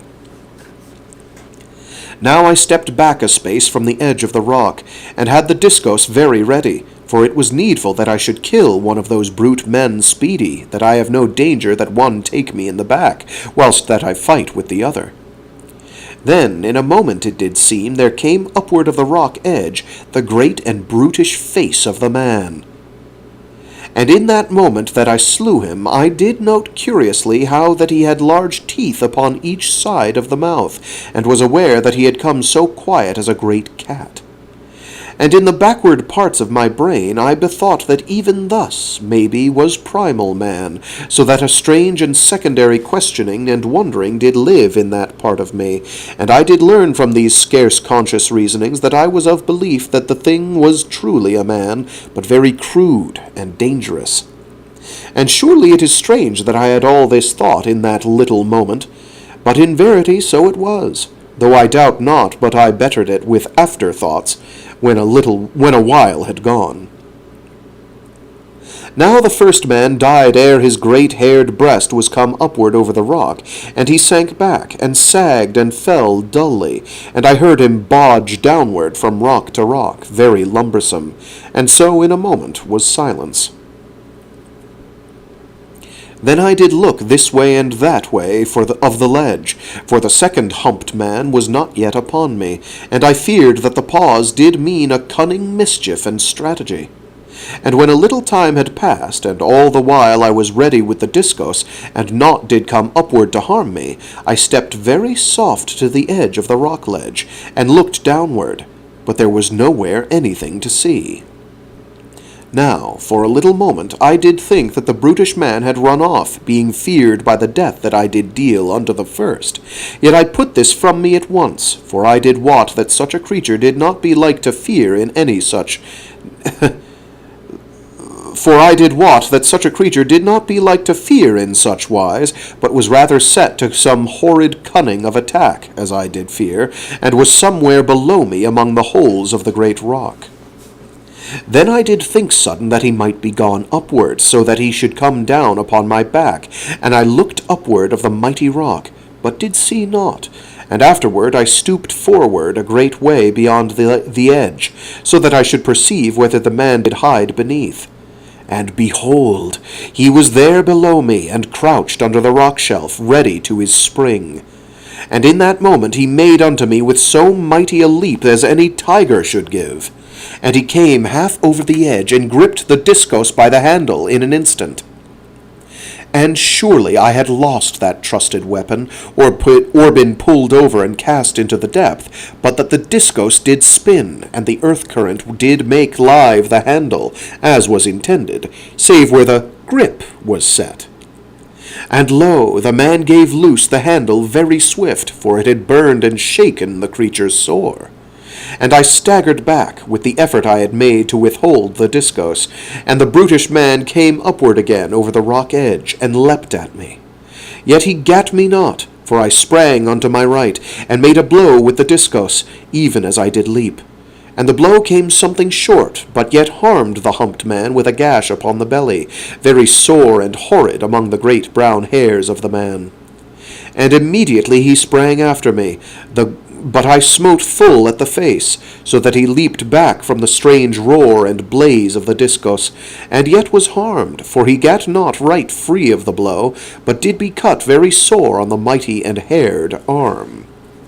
Now, seeing that he was something feared of the weapon, I ran in upon him, and smote again at the face, yet was the man gone out of my reach before that the blow did reach. Whatever. Now, seeing that he was something feared of the weapon, I ran in upon him, and smote again at the face. Yet was the man gone out of my reach before that the blow did reach. For truly he was quick as a panther. And immediately he did leap unto the ending of the ledge, where it did join upon the rock, and he caught the living rock between his two hands. And truly the rock must have splitten there, for he tore out a monstrous lump, so great near as my body, and did run upon me with the rock above the head of him. Now I perceived I should be smashed in a moment, if that I did not slay the man very quick. For so mighty was he, that he did leap this way and that way after me, as though the great rock did cumber him no more than it had been but a light matter. And you shall perceive that I leapt this way and that way to avoid the man, and twice did strike him, but yet was feared to break the Diskos upon the rock, which the man did use as a shield each time that I did make a blow. And all the while I did act to escape when that the man should cast the rock, as I did conceive at the first to be his intent. Yet truly it was as that he had no wotting that a rock may be thrown, for he strave only to come at me with the rock, that he should crush me as with a monstrous club. And in verity, what should a man do against so horrid an attack? And time and oft did I leap now to the right and now to the left, and again in a moment I did cut the humped man, but the blow was something turned off by the great rock in the hands of the man, yet so strange and mighty was the power of the Diskos that it shore away a small portion of the rock, and did come to no hurt in itself. And surely I had presently failed in wind and limb because of the leapings and chargings that I did make, and because of the weight of the armor that was not overmuch, yet to be considered. But that I fainted not was by Okay. I'm going to have to read this one out, including the punctuation, because this is a doozy. And surely I had presently failed in wind and limb, because of the leapings and chargings that I did make, and because of the weight of the armor, that was not overmuch, yet to be considered. But that I fainted not, was by reason of the wondrous hardness and leanness that I was grown to, with so constant a journeying and straight living, for the tablets did keep the strength in a man, though, truly, they eased not the yearnings of the belly. So here is that paragraph /sentence. with all the punctuation intact. I would like to note that I like how he describes the food pills he's having as not filling the belly. It reminds me of in Chrono Trigger, when you go to the future, 2300 AD or whatever, and you step into, or are allowed use of the, I forget what it's called, but it's like a Regeneratotron or something, that heals your party, and it says, your party regained HP and MP, but they're still hungry. Reminds me of that. I do wonder if perhaps there was some conceptual overlap for that part of the setting. There are multifarious similarities. And, surely I had presently failed in wind and limb, because of the leapings and chargings that I did make, and because of the weight of the armor, that was not overmuch, yet to be considered, but that I fainted not, was by reason of the wondrous hardness and leanness that I was grown to, with so constant a journeying and straight living, for the tablets did keep the strength in a man, though, truly, they eased not the yearnings of the belly, period. Just so you know what I'm up against, for those of you who have not read this before. It's a hell of a thing. William Hope Hodgson, by the way, is the guy that my middle school English teacher was warning me about with overuse of commas. All those many years ago. You shouldn't use commas too much. Better to use them too little than too much. William Hope Hodgson is why he said that. He didn't say that it was because of William Hope Hodgson, but I'm realizing that now. He was warning me many, many years before. You're going to run into a guy. He's going to write you a book. He's going to write a book. It's going to be really cool. You're going to want to read it. Someone's going to recommend it to you. It is going to have a lot of commas. So many commas. Sorry. And lo, even the brutish man did grow weary, and the hot breath and body stink to come from him. And surely who shall wonder, for always he did rush to and fro upon me, with the monstrous rock to crush me. And sudden I leapt unto the right of the man, thinking within me that I did perceive a chance that I should cut him upon that side. But truly he was less wearied than I did know, for he came very sharp upon me, and had me between him and the wall of the rock. And surely I had no room to make escape, and had died in a moment, but that I made a sudden sham toward the left with the Diskos, as that I should leap that way. And in the same instant I did go to the right with a strong bounding, and immediately did come in upon the humped man from that side. And I put my fortune of life to the stroke, and stood anigh to the man, and I smote him across the middle part, before that he did wot of my intent. And the blow slew the man very surely, and did nigh cut the mighty creature in twain. And surely he fell, half leaping even as he died, so that the monstrous rock that was in the hands of the brutish man did crash down almost upon my feet, and I leapt very high that I should escape the thundering of the rock, for in verity I was near slain in that last moment of the life of the humped man. But yet I lived and came free of death, and did have a relief of happiness about my heart, as you shall believe. Yet, truly, I was much shaken, and a little weakness took me, so that I was fain to go down upon the rock-shelf, that I have back my strength. And presently I was grown steady again, and I took my gear, and did haste down the rock, and so was come presently to the earth again.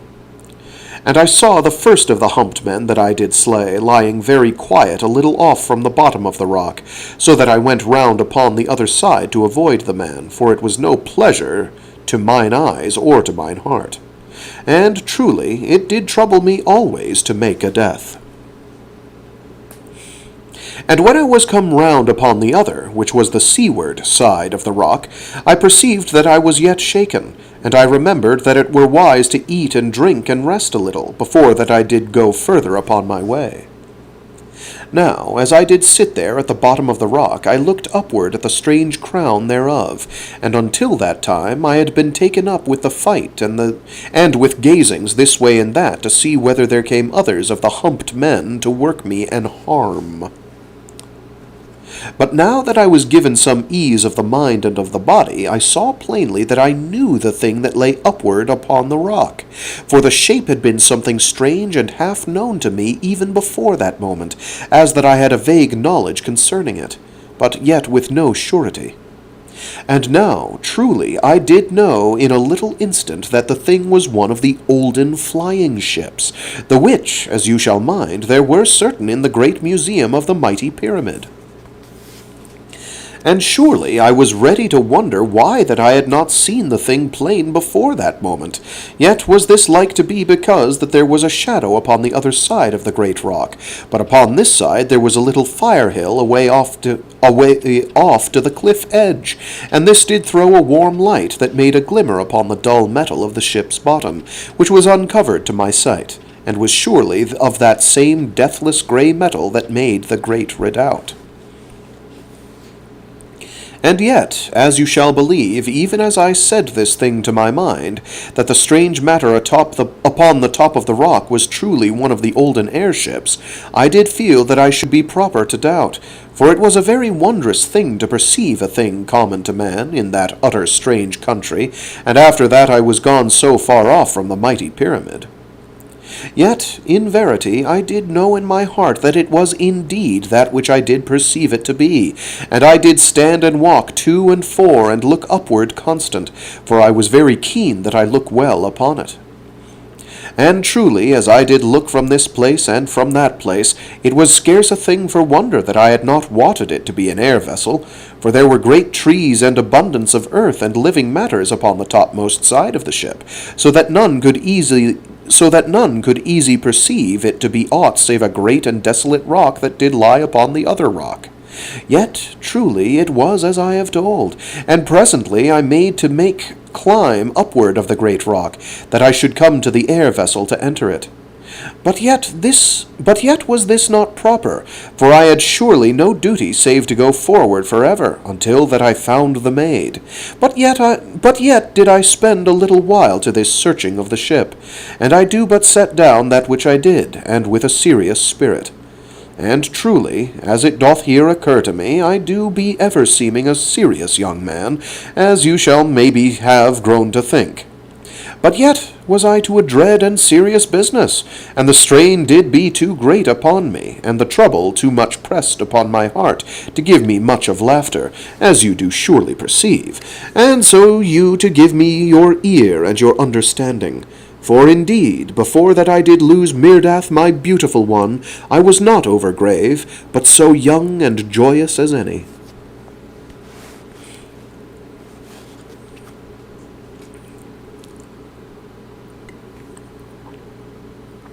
Now it took me a great time to go upward of the rock, for it was so monstrous steep and high. Yet presently was I come nigh under the bottom of the ship, and here I did perceive that she had been sore battered in that far-off age when she did come upon the rock, for, surely as I did perceive, the peak of that rock was through the bottom of the ship, so that the metal was burst this way and that, and very plain to be seen in some parts, but in other places the earth and growing matters did make a hiding. And after that I had climbed this way and that way, I perceived that I must come to the topmost part by plants that did hang over, and grow downward. And after that I had pulled upon them, to no strong to hold me, I went upon them, and was soon to the top of the ship.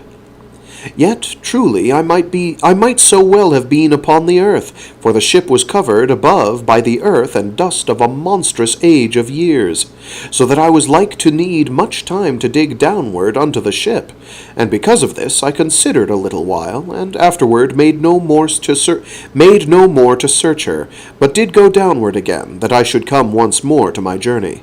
Yet, as you shall think, it was with a queer thrilling of the heart, and with strange thoughts upon the end of those that did come, maybe, to a bitter and lonesome dying in that ship of the air, in that far-off time when she did fly. And surely it did seem to me as I went downward of the great rock, how that the flying ship had been there for 100,000 years, and that mayhaps the sea did live all about the rock in that age. And truly this was no improper thing to think, for it was like that the sea had been monstrous high and great in those days, so that the rock was but a little island in the midst of the sea, and now was the sea gone small from a great sea to lesser seas, and this through an eternity of years.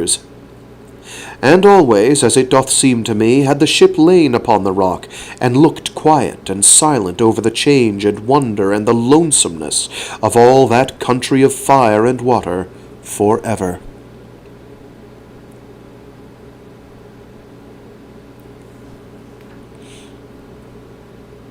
The Enertron, thank you. I couldn't remember the name. Thank you. But how, from Chrono Trigger, in the future era of Chrono Trigger, when you, spoiler alert, in Chrono Trigger, a game called Chrono Trigger, you travel through time, so you go to a future era, and there is, within that one has people in domes. A lot of the imagery there is definitely pretty classic post-apocalyptic sci-fi. Futuristic post-apocalyptic sci-fi, but like post-nuke type stuff.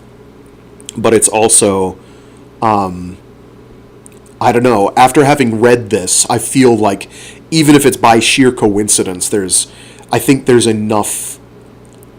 just enough supporting evidence to say, hey,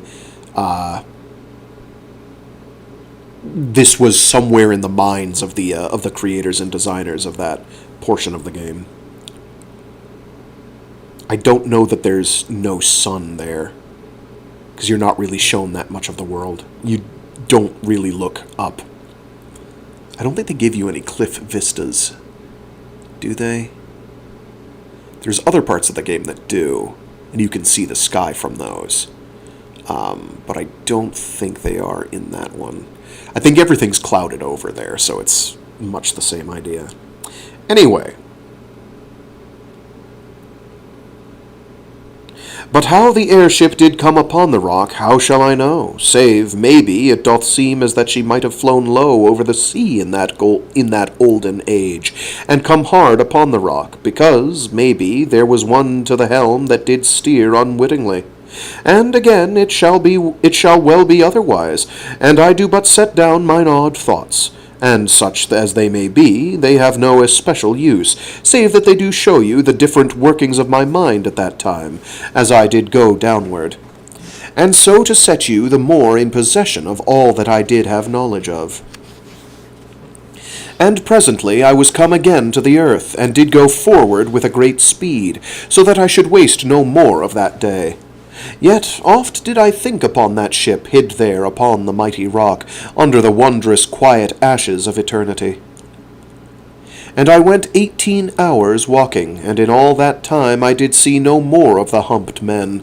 Yet 3 times I was put in a sudden danger, for there went past me thrice, between the 14th and the 17th hours, great flying monsters, that were winged very ugly, and did go, as I thought, in a great bounding, rather than that they did fly proper, as doth a bird. Yet I suffered no hurt from these, for I was swift to hide between the great boulders that were very plenty in that part, but no trees. For I was gone now past the forests of trees, there being none since that I had gone through a very shallow river, and I came to about the 13th hour. I'm just going to reread that sentence. For I was gone now past the forests of trees, there being none since that I had gone through a very shallow river, that I came to about the 13th hour. And this had I waded. He waded through the river. And this had I waded, and sounded my path with the staff of the Diskos. But I had kept mine armor upon me, lest there be things, even in water so shallow, that might bite and work harm upon me. But I gat through pretty quick, and had no hurt done me. Now I had eat, as ever, at the 6th and 12th hours, and by that the 18th hour was come, I was nigh again unto a forest, that came down to the shore that went alway upon my right. and I to be very sore and wearied, as you shall know, for I had fought very desperate after my waking, and afterward climbed the great rock, and then again to my journey, so that it was, by this, nigh to 21 hours that I did sleep. And surely I looked this way and that way, constant, and did see no place proper to my slumber. But afterward I considered I did be a fool to lack such, for truly the trees were plentiful, and I could climb a great one, and strap my body safe, and so have a sure bed for my rest. And I did this thing, and went upward into a great tree, and did tie my body to the tree, with my belts, yet I eat and drank before that I went up the tree. Now, when I was fast upward in the tree, and had made a bed upon a monstrous branch, and had the Diskos ready upon my hip, so that it should not fall, but be nigh to my hand, I lay a little while thinking upon Nani, and I went not over to sleep immediately, which was strange, yet mayhaps because that my bed was so uncertain. And I considered very gravely how that it was a monstrous long while since that I did hear the master word from the dear maid. And truly I was come a dreadful way from mine home, which was the mighty pyramid. For I had gone onward for ever through 25 great days of travel. So he's been doing this for about a month, a little under a month, 25 great days. For I had gone onward for ever through 25 great days of travel, and was not yet come to any place that did appear like to be that place where the maid did abide. And was not yet come to any place that did appear like to be that place. I read it fine. It's fine. The maid abides, and it did seem that I might even wander onward in that great country of fire and water for a time beyond all that I had before gone. And this thought did put a great weight of trouble and weariness upon my heart, for the maid had been in sore need of me, and I did feel sudden to be all adrift in the wilderness. But before this time it had seemed as that I surely went aright, and mayhaps your sympathy shall tell you just how I to feel in the heart. And after that I had lain there very awkward, and thought upon all matters, I minded me that I would try the compass again upon the morrow, but had no great hopes of the machine, yet did be willing to try aught to see where I had gotten to. And truly, as it did come to my mind, if that the compass did point a little as I did wot it was... Okay.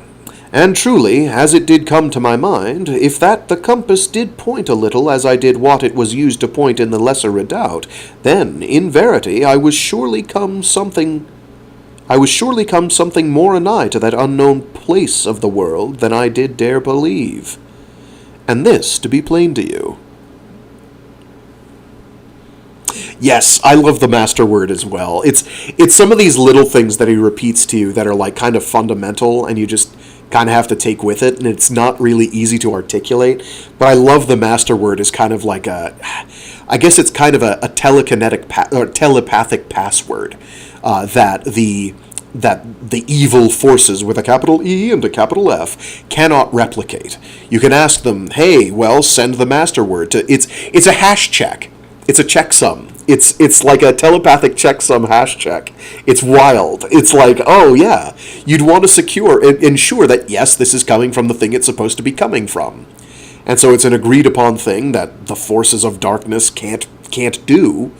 They can send all manner of thoughts at you, but all you have to do is say, hey, by the way, can you master word for me? And they're like, no, I'm just going to be quiet now. The master word is great. I love it. I love it too. Frank Misers, I love it. I love it. I love it. I love it. It's one of these foundational things that kind of makes the work brilliant. It's like, yeah, no, it's a great idea. It's like, yeah, how do you know? Well, that's how. And he can hear it with his brain elements. A phrase I will never grow tired of saying. Ever. Where were we?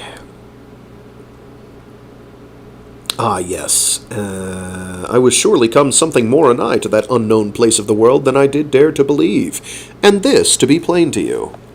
Then a little time did pass in which I did wake and sleep a little, but with no surety of sleep, but as that I was very tired of the heart, and did but lie too wearied to come properly to sleep.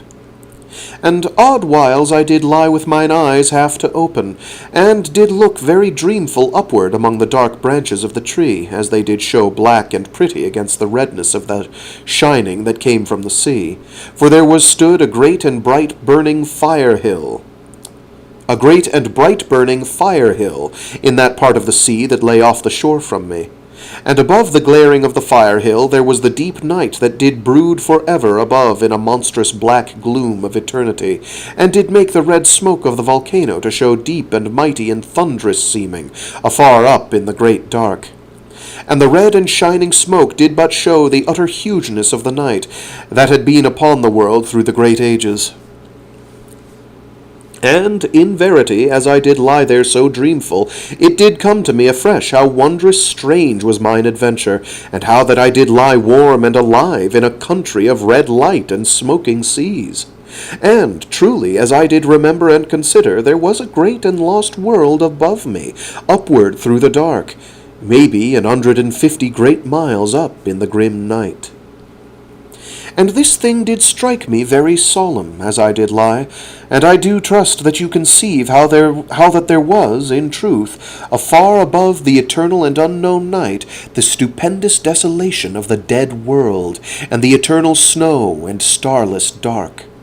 And, as I do think, a cold so bitter that it held death to all living that should come anigh to it. Yet, bethink you, if one had lived in that far height of the dead world, and come upon the edge of that mighty valley in which all life that was left of earth did abide, that they should have been like to look downward vaguely into so monstrous a deep that they had seen naught, mayhaps, save a dull and utter strange glowing far downward in the great night, in this place and in that. And surely, as you shall have seen, I have set the great deep of the valley to be, maybe, 150 miles of night. For, as you do mind, it was conceived that the valley of the Nightland was 100 miles deep, and mayhap to be more, and I had come from that place downward of the mighty slope, and of the gorge, a very great way. Yet, in verity, I do believe in my heart this measuring was utter wrong, for I think the deep to have been monstrous, beyond these miles that I do give, yet I have no proving of this belief, and do set it down for no more than it is. Now, presently, I had ceased from these vague thinkings and half-dreamings, and was gone truly to sleep. Yet nowise did I sleep very strong, but did seem to come anigh to wakefulness, this time and that. And as it did chance, this was mayhaps a very good thing for my life, for I did presently come awake more surely, and did turn on the great branch, for there was a noise in the air that was not the noise of the great fire hill. And the noise did grow very heavy and lumbersome, and in a moment there came 7 humped men, running among the trees, as that some monstrous thing did pursue. And immediately they were beneath the tree in which I did lie, so that a great fear came upon me, and I loosed the belt from the branch, that I should be free to fight. And directly upon this I saw that the men did leap upward into the tree beneath me, but did not as that they did wot of me, or make to come at me, but as that they did pay a great heed to some creature or happening that was far off among the trees. And surely the noise did seem to come from that part, and did grow loud and mighty, and the humped men did all crouch very silent, and did make no noise or motion one to the other, but were quiet upon the lower branches. And, as I did look now more to my ease, I perceived that they had each a great stone, and bloody, that did seem as it were that it were split into a certain sharpness, even as a stone doth break very natural. And they carried the stone under this arm or under that arm, so that they had their hands free to all matters. And alway the noise did come the more anigh, and I saw that a humped man did come running from among the trees, and did run beneath that place where the 7 humped men did be on the branches. But they made no sign to the man to save him, yet truly it was very plain that some monster pursued the man. And immediately I saw how this thing was, for the humped man upon the ground did not run so fast as might be, and I conceived that he did act to make some creature to come after him, to pass under the men within the tree. And surely this thing did prove to be. For there came very quick a great and ugly thing, that had an ugly way of putting down the feet, and did have 7 feet to each side, which was very strange, and the back was as that it were horny. And the belly of the thing did seem to brush heavy upon the earth, and it grunted as it went, and shook the earth with the weight of it, so that a monstrous noise came from it upon so hasty a journey. And I did wot that it was not such a great And I did wot that it was not such a thing as did properly pursue after matters of food, but did rather eat of that which did need little haste, but a monstrous strength to gain. But did rather eat of that which did need little haste, but a monstrous strength to gain. And that it did so make after the man was in truth because that it had been wounded and made fierce. For, indeed, there came blood from the creature from great wounds upon the back, but how these were made I could not know in that instant. And it did go under the tree in which I was hid, and in that moment when it passed under the tree, the 7 humped men did leap out of the branches, and did catch to the brute by great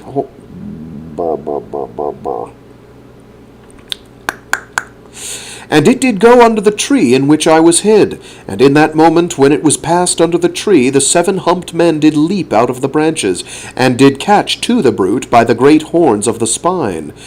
And I saw that the wounds were in the joints of the spine, as was plain when the back did work with the goings of the creature. And the 7 humped men took the sharp stones from under their arms, and did strike very brutal in the wounds that were in the joints of the spine. And the creature roared and cried, and went onward into the trees at great speed. And in all the time that it ran, the humped men ceased not to strike with the stones. And sudden, when it was gone a distance off, it did roll very swift over upon the back, first to the right, as that it would go that way, so that the humped men did leap off upon the other side. And immediately the creature rolled to that side, and there ran clear of the brute only 4 of the humped men, so that I knew that 3 were slain. And afterwards they that lived ran beyond the beast, and gat up into a second tree, and the one that was chased did entice the creature to follow. And so did tease it once more to pass beneath the other men, and they very swiftly again to the back of the creature, and so from my sight, striking with the great stones, and the beast bellowing very loud and piteous. And how many of the humped men there were to the beginning of that strange hunting I know not, but surely there were few that lived to the end. And surely there were such things as this thing in the beginning of the world, and again it was thus in the end. And I did ponder this a little while, as I did sit upon the great branch, and hearken unto the sound of the hunting, that was now gone a great way off, and was presently beyond my hearing. And afterward I gat me to the earth, and did look this way and that way, to see that no beast was anigh, neither any of the humped men.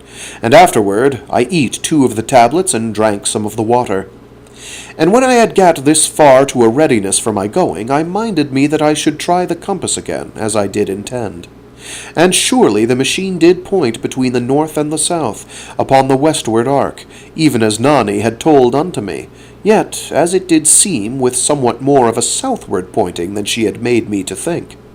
And because of this telling of the compass, a great ease came upon my spirit, for surely was this not but a sure sign that I did go direct unto that hidden place of the world, where the lesser refuge did abide, but yet was not come over close, so that the pull of the mighty earth-current of the great redoubt was something stronger than in the place where was the little pyramid.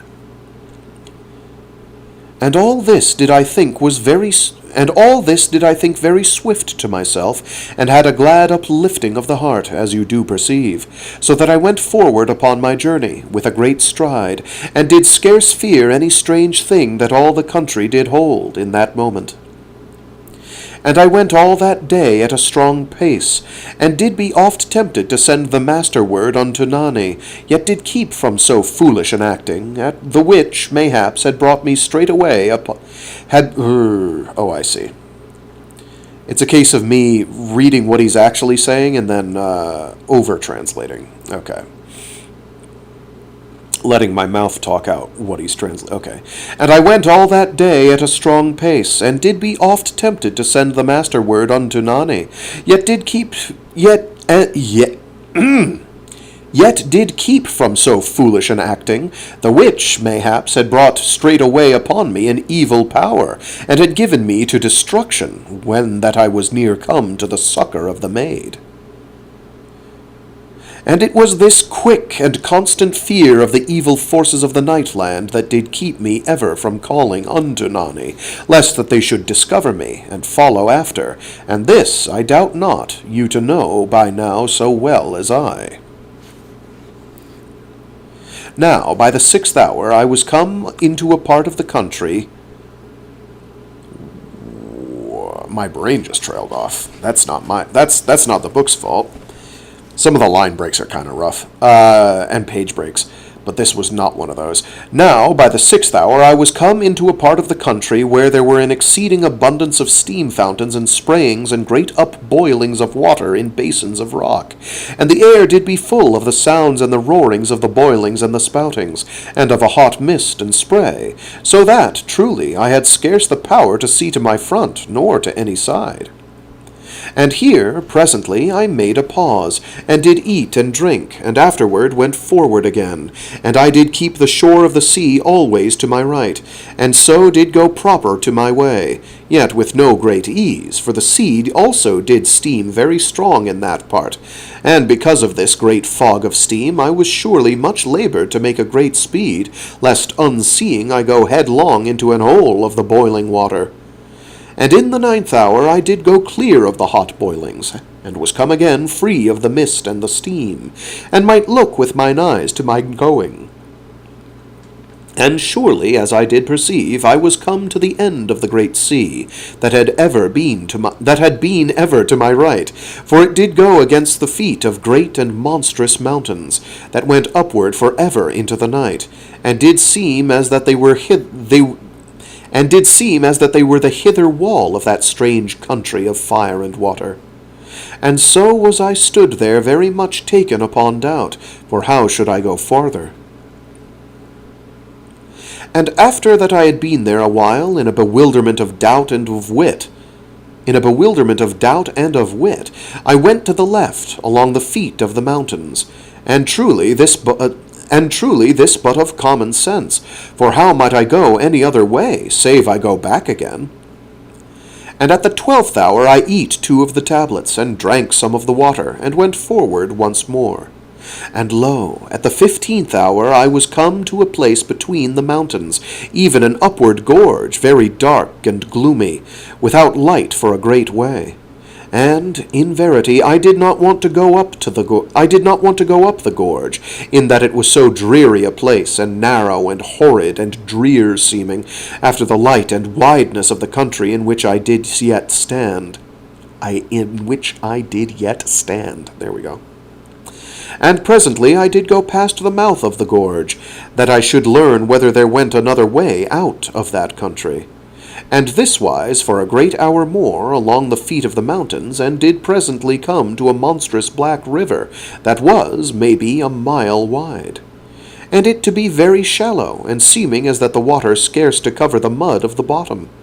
And here and there a great steam did come from it, and spurtings and moundings up of the mud in many places, and monstrous babblings and puffings up of some strange smoke, as that a great heat went beneath it in this place and in that.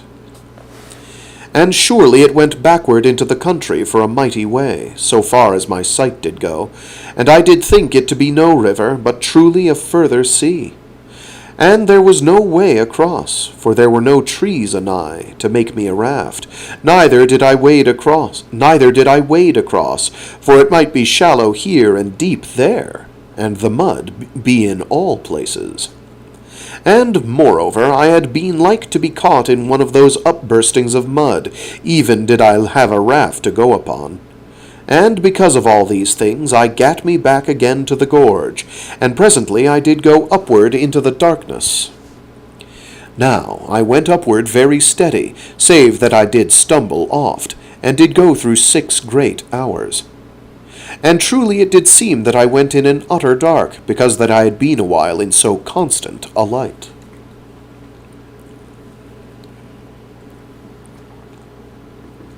And by that I had been 6 hours in the gorge, I was gone right away from the country of the seas, and did be as that I was back into some place that was like to the dreadness of the nightland. For there were in this place and in that place of the gorge red fire holes, even as in the nightland. Yet not many that I was come, yet not many until that I was come a great way up of the gorge. And there did be life of horrid things about the fires, as soon I did wot, so that I made to keep off from them. Yet, as you shall perceive, I must come oft pretty near, because that the gorge was nowhere scarce 100 good paces across, and did oft come very narrow, so that I did come oft anigh to the fire holes, whether that I did heed to or not. And all that time, and ever, did the gorge go very sharp upward, so that it was a very weary thing to make great trial of speed, as you shall know.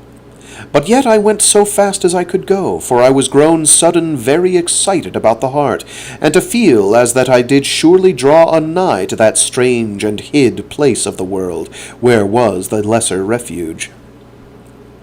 And when I had gone upward through 6 great hours, as I did say, I took caution for a place proper to slumber, for I was surely very wearied. And I saw a place presently, afar upward of the dark side of the gorge, upon the right, where a ledge of the rock did show in the glaring from one of the fire holes that made a gloomy light in the place. And I climbed unto this ledge, and did find it to be secure, and awkward to come upon. And presently, after that I had eat and drunk, I did compose myself unto sleep, the which came very speedy upon me, whilst yet I did believe that I thought only upon the sweetness of the maid.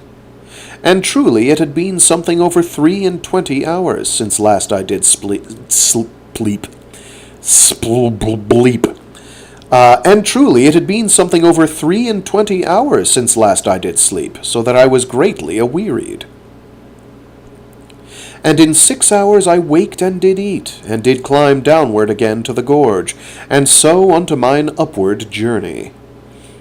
Now, as you do perceive, when that I was come properly a great way up the gorge, and had come among the fire holes, there was no more an utter darkness, for the dull red glare of the pits beat upward upon the black sides of the rock mountains, that did make the sides of the gorge, so that oft I did see both sides very plain in the lower parts, yet of the height of the gorge who might know aught, for the black sides did go upward for ever into the everlasting night.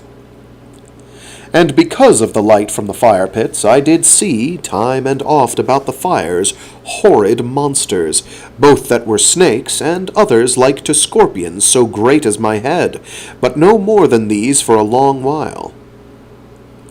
And afterward I perceived that surely other matters did move among the rocks of the gorge, so that I did keep the Diskos very ready in mine hand, yet had truly no use for it all that day. Now I eat and drank at the 6th and 12th hours, and went onward at a very strong speed. And at the 16th hour I did seem as that I knew the ether to be stirred about me, and the beat of the master word very faint upon mine inward ear. And immediately a wondrous great and lovely thrilling did wake all my being, for surely, I said, this was the spirit of my love calling unto me with her brain elements. And indeed this was a very proper and sensible thinking, for had the master word been sent from the mighty pyramid, I had been like to hear it very plain, by reason of the force of the earth current which was with them and to their command. But, as you do know, the earth current was nigh gone from the peoples of the lesser refuge, so that they were over weak to make any proper calling. And this I have spoken of before this place. Yet, in a little while, as I did stand very hushed, that I should hark the better, I was come to doubt whether I did truly hear the master word. And one moment I did say that it had surely beat in the night about me. And immediately would I be just so unsure. And so in a while I gat once more to my journey, and had doubt in my heart, yet, as you shall conceive, more of hope. And because of this thing I went onward for 30 great hours from the time that I did wake, for my heart was excited within me. And when that I had gone so long forward as this, I did see how that I did so foolishly, and I looked about for a place for my slumber, and I found a small cave that was clean and empty, and I did discover by the shining of the Diskos, I'm going to just try that again, I mangled part of that. And when that I had gone so long forward as this, I did see how I did... that is an awkward line break. And when that I had gone so long forward as this, I did see how that I did foolishly, and I looked about for a place for my slumber, and I found a small cave that was clean and empty, as I did discover by the shining of the Diskos which I made to spin a little time. And the cave was in the cliff of the mountain that made the right side of the gorge, and was nigh 20 good feet from the bottom of the gorge, and hard to approach. And when I was come secure into the cave, and sure that it was proper to my purpose, I eat 4 of the tablets, as was just and nice to my belly, and did afterward drink some of the water, and so to my slumber, and all the while very sweet and strong in my thoughts upon Nani. So that surely I was a little time before that I had rested myself rightly unto sleep. And I slept 6 hours, and did wake, for I had set my spirit hard unto such wakening. And I slept 6 hours, and did wake, for I had set my spirit hard unto such wakening, yet was I still greatly yearning for sleep. But this did go somewhat, when that I had fought a little with my need. And afterward I eat 2 of the tablets, and drank some of the water, and did gat my gear upon me, and was presently down unto the gorge, and so again to my journey. Now in all that day I did go with a very stern speed, for it did seem as that my soul did know for surety that I was truly come something nigh unto that hid place in the night where I should find mine olden love again. And the sweet hope that was bred of the calling that had seemed truly to sound about my spirit was in all my being, and more sure on that day than before that I had slept. And I went 30 hours in all, even as before, ere that I did come again to sleep, and I eat and drank at every 6th hour, so that my strength should abide within me. And by that I was come to the ending of the 30 hours, I was sorely awearied, and gat me upward of the monstrous cliff that did make the left side of the gorge, having perceived in a place of a great ledge of the rock, that did seem very proper for my purpose of slumber. And when I was come upward upon the ledge of the rock, I saw that there did seem something like to a mighty spider, that did stay half without of a hole in the back part of the ledge. And I smote the thing gently with the Diskos, so that it was very quickly dead, and afterward I searched well about, but did gladly perceive that there abode there no other horrid creature. And I eat 2 of the tablets, and drank some of the water, and did afterward make me ready for slumber as ever. I should start doing that in a sing-song, lilting way. And I eat 2 of the tablets, and drank some of the water, and did afterward make me ready for slumber as ever. But now I did put the cloak well about me, for truly there was grown a chill into the air of the gorge. And here also I will tell how that it did seem unto me that the air was gone something from the great thickness and strength which had been with me in the past days of my journeying. Now I was gone so tired that I fell upon sleep in a moment, yet with a dear thought and anxious concerning Nani, but was so starved of the body for slumber that even mine anxiousness kept me not awake. And I was then so fast with sleep that I knew not for 8 hours of very sound slumber. And then I did awake, and very thankful of the heart that no evil beast or creeping thing had come upon me whilst I was so utter lost in sleep. And now, truly, was I something fresh and ready, and I ate and drank, and had my gear once more upon me, and so down into the gorge. And afterward I went upon my journey for 18 hours, and did pause but a little while at the 6th and the 12th hours that I should eat and drink.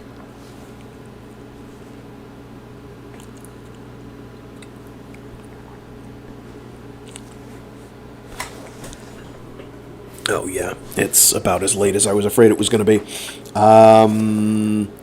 Yeesh. At least another half hour. Okay, that's fine. And when the 18th hour was nigh come, I perceived that the nature of the gorge was grown very horrid and dank. And in verity I did feel as that afar upward... Oh my gosh, I got lost.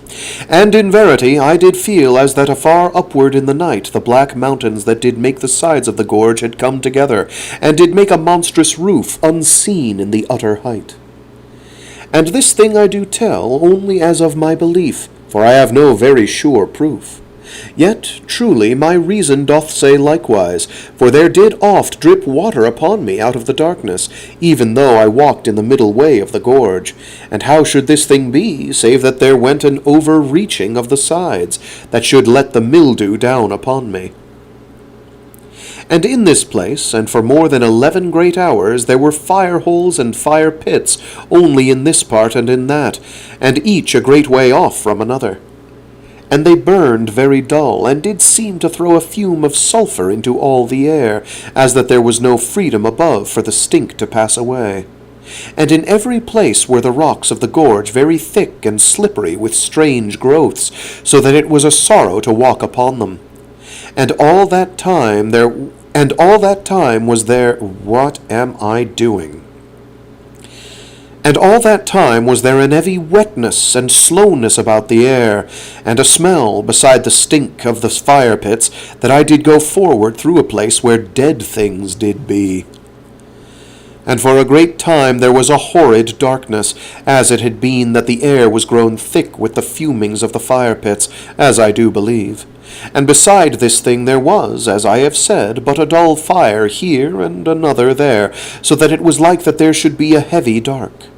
And because that it was so utter black, and because that there were growths upon the rocks in the bottom of the gorge, I did go but slowly, and with the pain of stumblings, and always with the stink of that place to trouble me half unto sickness.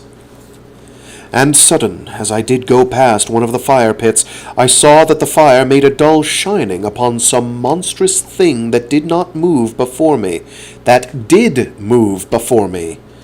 You know, Frag, when you start saying things that are the opposite of what the sentence says, it makes it difficult.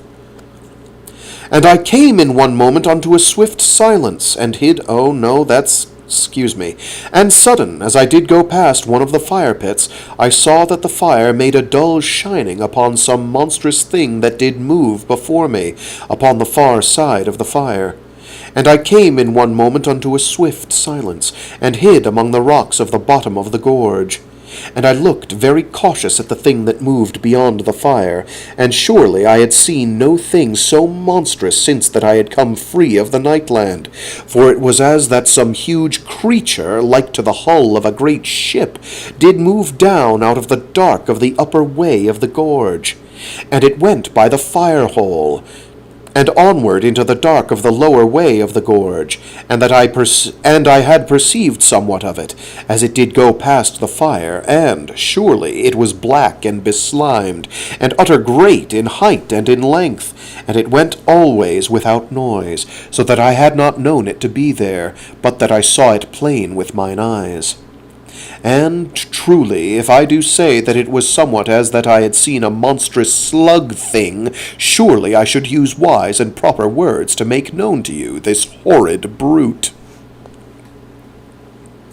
And I stayed very quiet a time, and afterward I went upward again of the gorge, and did use a new caution to my way, and saw that the Diskos was free upon my hip. For even thus I did carry the weapon, being that I must use both hands to my way, and to save me in my stumblings and slidings over the slippery rocks. And once it did seem to me that some great thing moved in the darkness, and I went downward among the rocks, and stirred not my body for a great while. And sure am I that there went some living monster past me, that did stink as a loathsome grave. And afterward I went on again. And 3 hours did I go thus, and came at last to a place where a fire-hole did shine more ruddy, and I did look well about me, that I should perceive that part of the gorge the better. And as I stood there very quiet, away off from the fire, so that it did show no great light upon my person, I did note how utter still was that place, and this to take me anew, as though it had come fresh upon me. And here there would be the drip of water, and there, and again in that place, and again elsewhere, and all very solemn and very dismal, and the silence to be constant. And presently, as I looked now to this way and again to that, I saw that there was a monstrous slug thing laid upward against the black side of the gorge, as that it had stood up on end. And the one end of the monster went upward beyond the light from the fire-pit, but the other part did come down and trail into the gorge, as a long hillock, very ugly and black and beslimed. And I near sweat with a disgust and horror of the thing, but afterward I had more courage, and spied well upon the brute. And surely it moved not at all, any more than the side of the cliff of the gorge, and I conceived that it stood not upward upon any feet, but clung to the rock, even as you shall see a slug to go. And for a great space I was very quiet, and moved not, neither did I make to hide, but stood there very stupid. Yet in a time I had more of courage, which brought strength unto my heart, and I began again to go upon my way, but with an utter caution, and I then to creep for a weary time upon my hands and knees among the dank and weariful rocks and boulders that lay in the bottom of the gorge. And thrice between 4 hours was I passed by hidden and monstrous things in the horrid dark places of the gorge, yet with no noise, save, as it might be, the odd rattle of a rock in this place and that, but with an utter and dreadful stinking. And I to be quiet as they went, as you shall think. And each time now that I did go by the fire-pits and fire-holes that lay odd ways in the gorge, and each time now that I did go by the fire-pits and fire-holes that lay odd ways in the gorge, I did pause and search about me with mine eyes, very cautious, and oft now did I perceive how that the monstrous slug creatures did lie in this place and in that. I know what he's saying, my mouth didn't say it, and oft now did I perceive how that the monstrous slug creatures did lie in this place and in that against the cliffs of the gorge. And I did go then utter still, from this space to that space among the rocks, and oft upon the flat of my belly, and with a constant heed that I make not mine armour to knock against the boulders. And always as I did go, there was a monstrous stench, and the choking of sulphurous smoke very oft. And here and there, as mine heart doth believe, there were utter great caverns within the mountains to the right and to the left, and of this thing I have some small proof, For once I did go by a place where a fire did burn, as it should be a fire hole, afar inward of the mountain's side upon my right. So that I saw in a moment that I looked in the darkness through the mouth of a mighty cave place, and I went past very quick and silent, for I knew not whether any horrid thing should come forth out of that place to slay me. And truly, as I did think, if there did be one such place, there were like to be many, and mayhaps the slugs came forth from those caverns, where, as I did conceive, there was naught save an eternal dripping of waters, and the foul growths of things in all parts. Yet is this last but a thought, as I do say, and you shall wisely take it for no more than that. Now, I came clear of the darkness and the slime and the stinking in about 12 hours after the time that I did think the mountains to be a roof under the gorge. I can't hold enough air in my lungs. Now I came clear of the darkness and the slime and the stinking in about 12 hours after the time that I did think the mountain to be a roof under the gorge, and the air was now free, and did seem as that some life and health did abound in it. And the fires did be more plentiful, and burned very bright and clean, and threw all their fumings upward, so that there was no more any bitter pain of sulphur within my throat. And surely it was with a thankful heart that I went onward, and with a good speed, for there was much of light all about me, in that there burned 100 fire pits here and in that place, so that I saw clear before me and behind, and conceived that the slugs did abide only in the closed part of the gorge. And oft I did take the air very full into my lungs, for the sweetness of it, after the horrid stenchings that I had abode all those hours.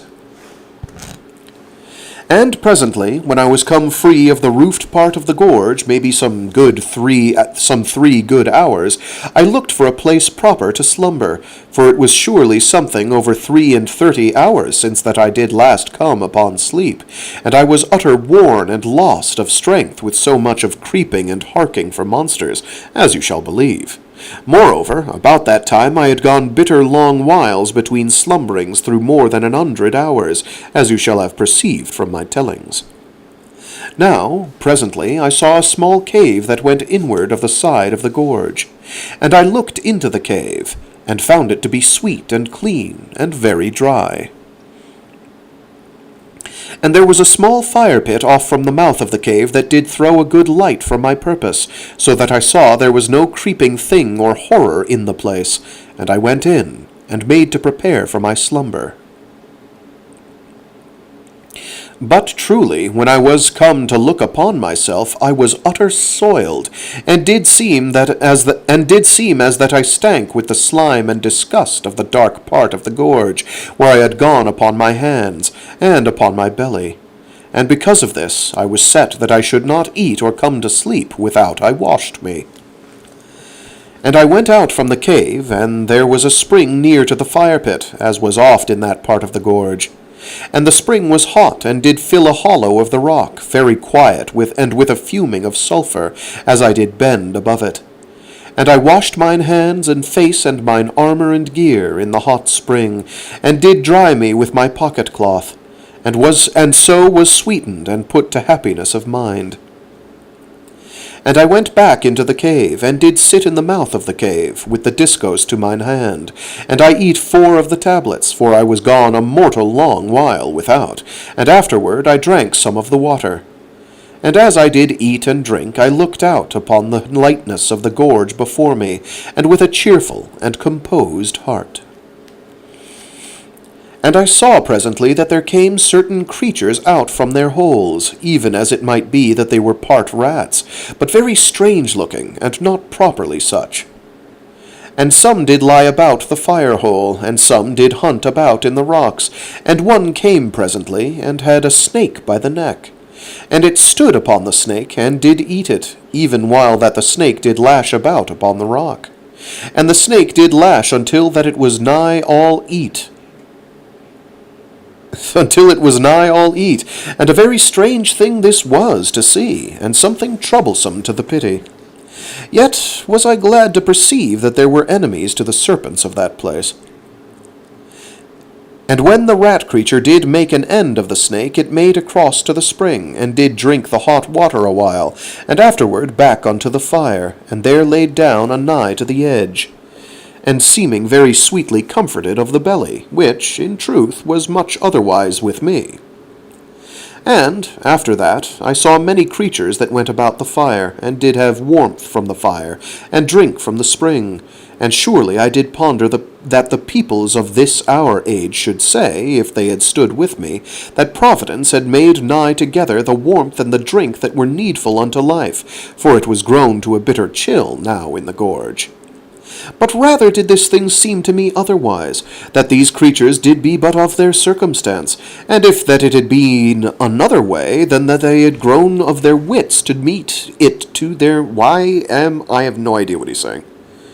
Yes, okay, he's saying it's perfectly natural, I think. But rather did this thing seem to me...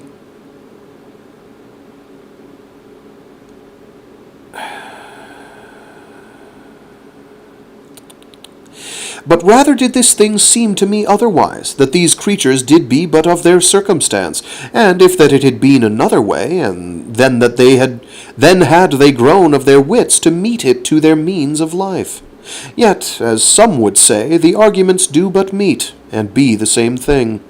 And neither way do I care in this place, but do no more than to show you the working of my brain, in this way and that, as I made my journey. Now, presently, when I was done eating, and come very ready to fall upon sleep, I went out from the cave, and gat me certain boulders, the which I did carry into the cave.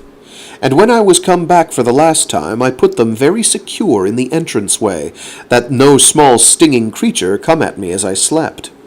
And after that I made ready, and went to my sleep, having sweet thoughts and slumbrous of the maid. Now I slept very quiet that time, and was not over troubled with the chill of the gorge, which was but little in that place, both by reason of the fire pit, and because that the cave did help to keep my warmth to me. And I had a deep slumber for 8 hours, and waked then pretty tired, but strong to go upon my way. And after that I had sat a little while, I came full to wakefulness, and afterward did eat 2 of the tablets, and drink some of the water, the which I did, sitting in the mouth part of the cave, after that I had cast free the boulders. And afterward I gat my gear upon me, and I went again upon my journey. And the gorge did continue very light and cheerful, with the shining of the fires, and oft there did be a little stream that did hiss from this part or that in the bottom of the gorge, and did blow very quaint and noisy in the quiet of that place. And oft there did be hot pools, and everywhere the great boulders in the bottom way, and to the right and to the left the black and mighty sides of the gorge that did go upward for ever into the everlasting night. And so I did go, and had eat and drunk at the 6th hour, and gone onward again. And lo, at the 8th hour I did thrill sudden with a wondrous great thrilling, for, in verity, it did seem to me that the master word did beat softly about me, out of all the night of the world. And all my heart did throb with great glowings of joy, yet was the beat of the word unsure, so that I knew not truly whether my spirit had indeed heard aught, for there was immediately a silence as ever about mine inward being. Yet, as you shall believe, there was a new hope and strength of courage in all my body and soul.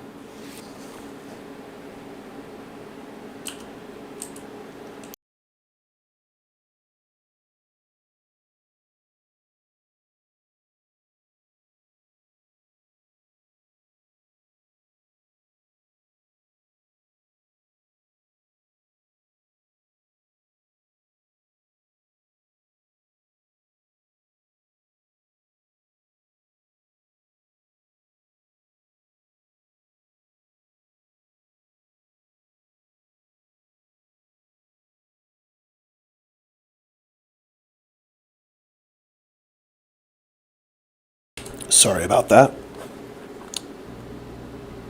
And I went forward very swift, and all renewed, as it were, and my strength and hope did make naught of any terror that should lie to bar my way, neither did I have further heed of the boulders that lay always upon my path, but did go over them with quick leapings, and a wondrous and thrilling eagerness of the heart within me.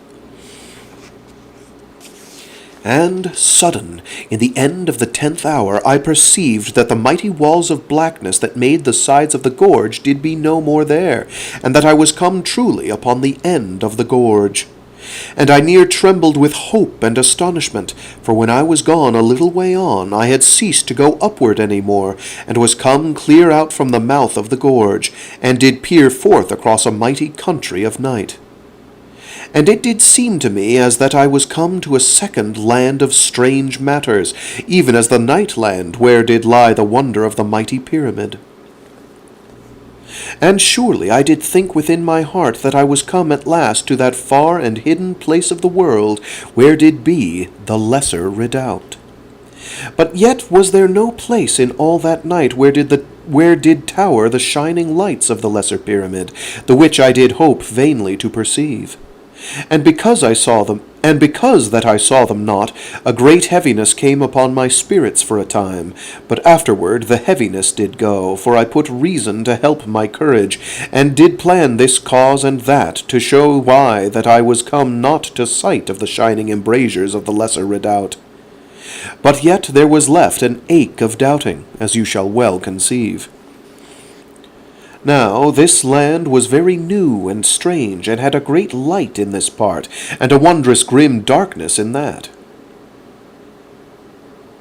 Now this land was very new and strange, and had a great light in this part, and a wondrous grim darkness in that. And I did pause a great while to determine how that I should go properly. And presently I bethought me of the compass, and did draw it forth, and set it upon the earth, that I should see how it did act.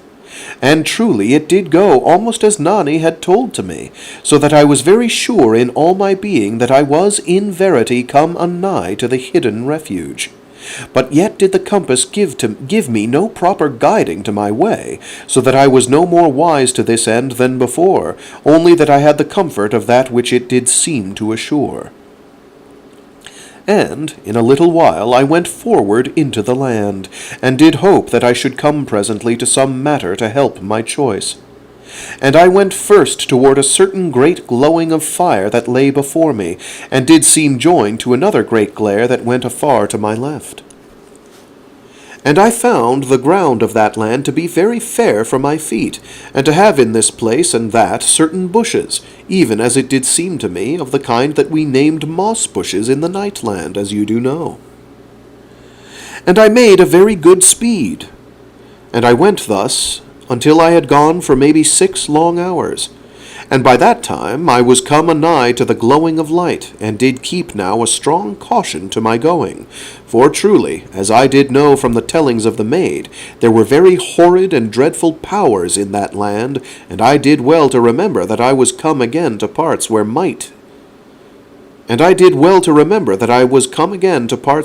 be the destruction of the spirit. Now I made a pause, and looked toward the glowing light, and it seemed to me that for a monstrous way unto the right and unto the left, there did be surely a great hid valley in the earth before me. For the shining did seem as that it came up from out of a valley, as that there burned a deep light in such a place. But yet was I all unsure, as I had no proper knowing whether indeed there did be any valley there, but only a strange and luminous shining that did come upward from the earth. And I made no great haste now to go unto that place, but went down sudden into the bushes, and lay upon my belly, and had a new great fear upon my spirit. And presently I parted the bushes a little, and made a place for spying. And I looked a great time unto the place of the light, and now to this part, and now to that.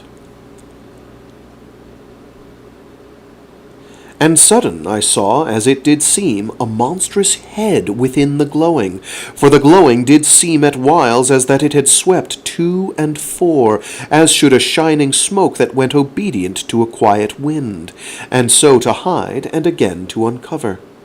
And in a moment I lost the great face, and was all unsure that ever I had seen aught.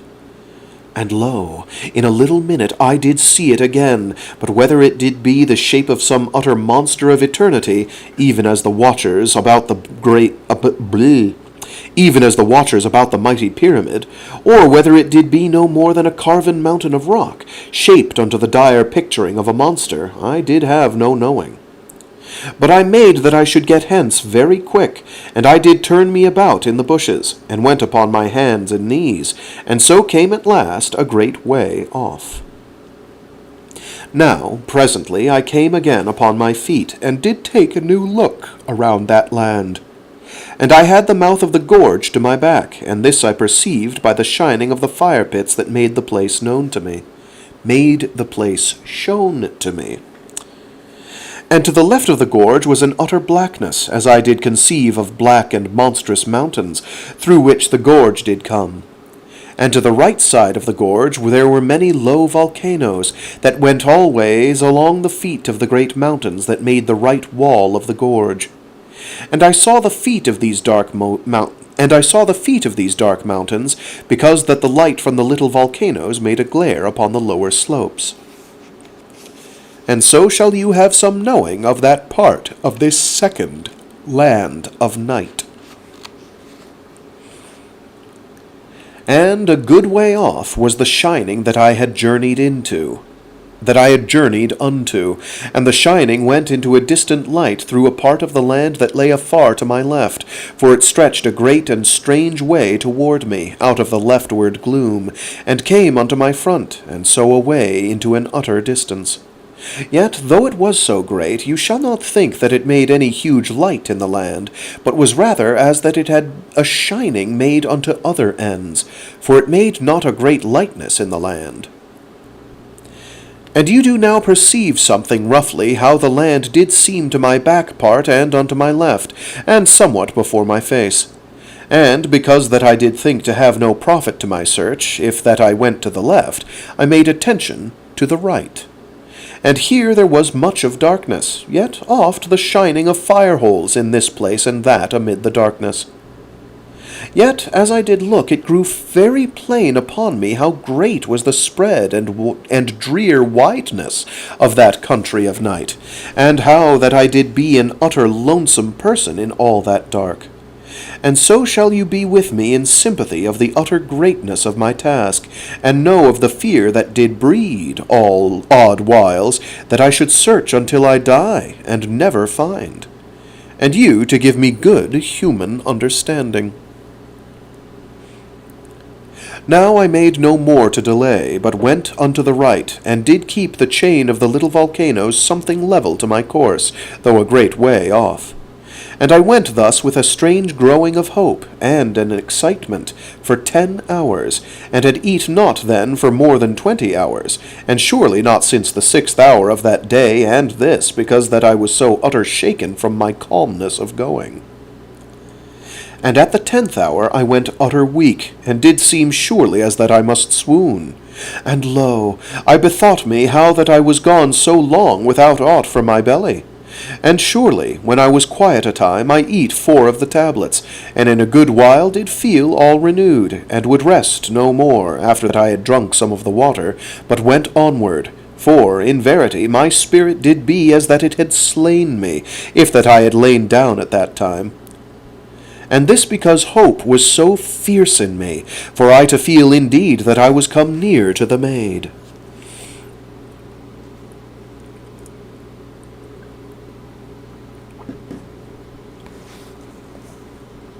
And I went 10 hours more, until that I did truly totter upon my feet, with utter and dreadful weariness, for I had gone now through somewhat of 40 great hours, and had been foolish in mine eating and drinking, as you have perceived.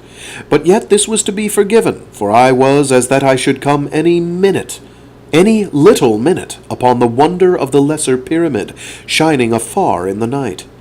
Yet, truly, there was nowhere anything that might be likened unto it. And I lay down there, just as I did be, and with no proper heed to my safety.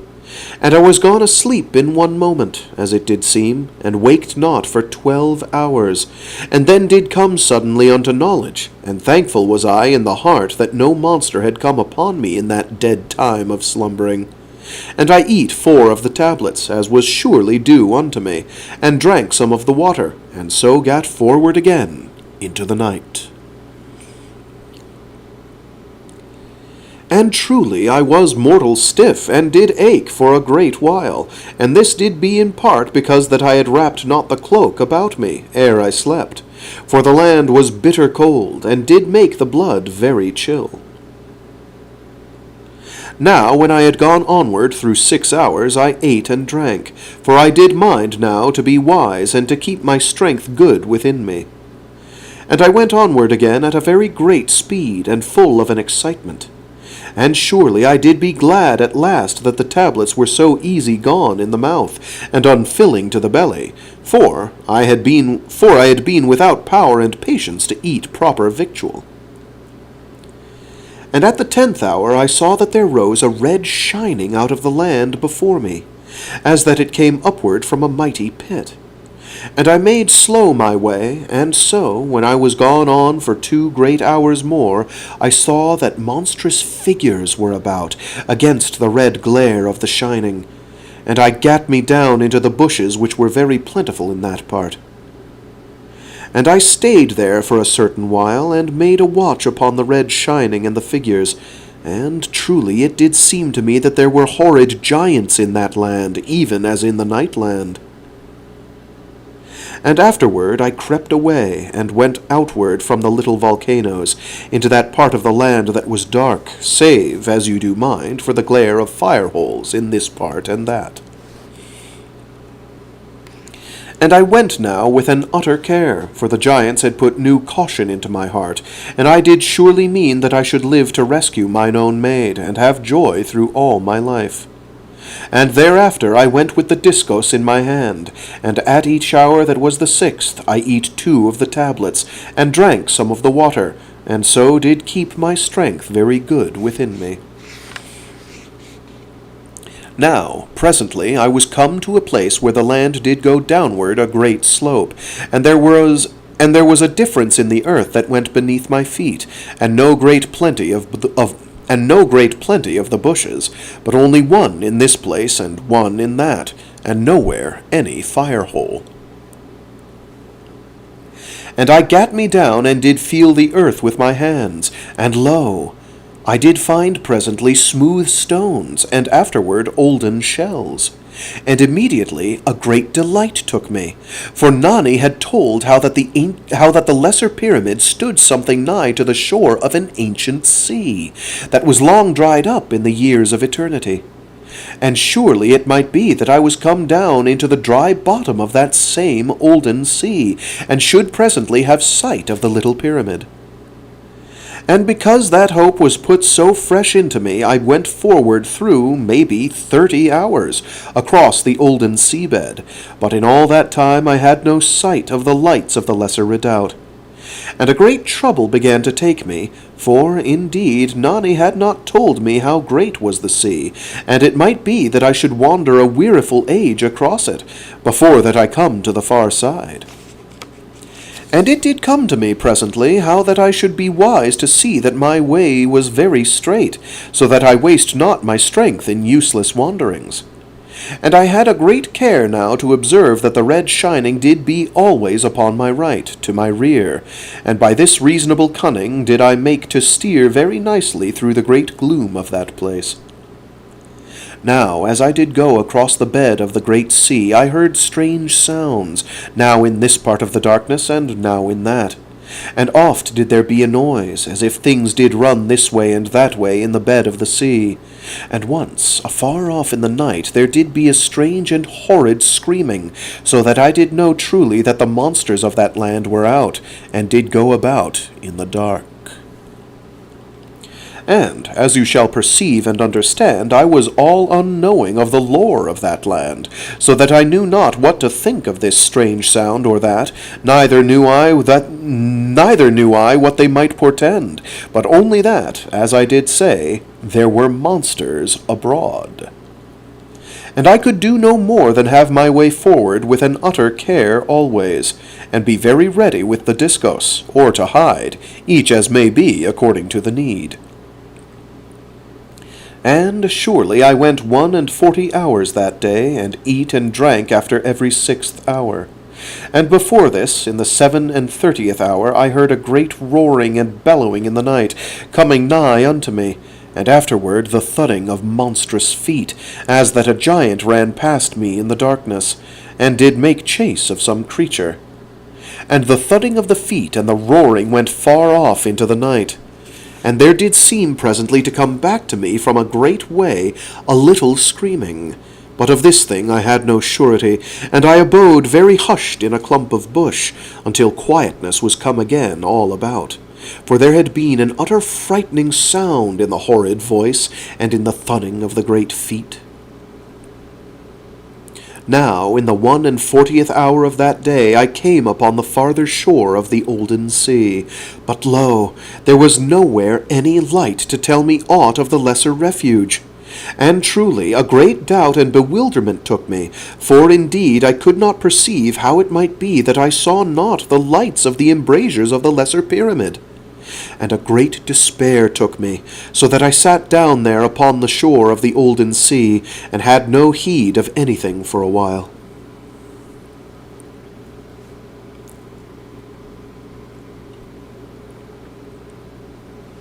But afterward I ate and drunk, and went into a clump of bush, and wrapped the cloak about me, and so went fast unto sleep, with the Diskos handy to my breast. And in verity the pain of the despair and the bewilderment of mine heart did make rather for sleep than to keep me wakeful. For indeed I was half stunned of the brain and of my courage, and did seem now the farther off from the ending of my search than ever I had been. And I slept 6 hours, and waked then sudden. And I leaned up upon my elbow in the bush, and harked very quiet, perchance some noise had shaken my sleep from me. But indeed there was nothing, only that I was wakeful, and did mind me of my trouble of failure. Yet now I did invent this thing and that thing to make natural account that I was not come to the lesser redoubt, and so had hope again within me, yet much also of doubt and bewilderment. And I eat 2 of the tablets, and drank some of the water, and again to my journey. And I made that I should keep along the shore of the sea, the which I did through 12 hours, and was then still so much in doubt as ever. And I ceased from my journeying, and looked about me over the land, and lo, I did note how that a weak and strange shining was in the air of the land, at a great way, as it had been that a far spreaded and faint glowing made a little glare into all the night unto my left and before me.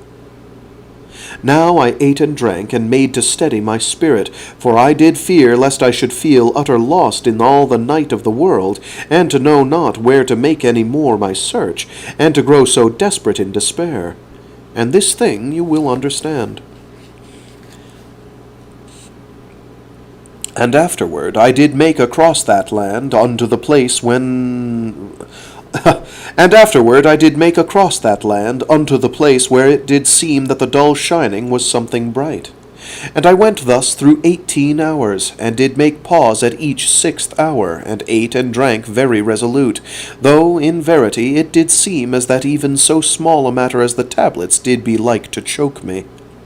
And by this it is plain to me how great an anguish was come upon my spirit, lest that I was all astray, and should have no joy to succour mine own.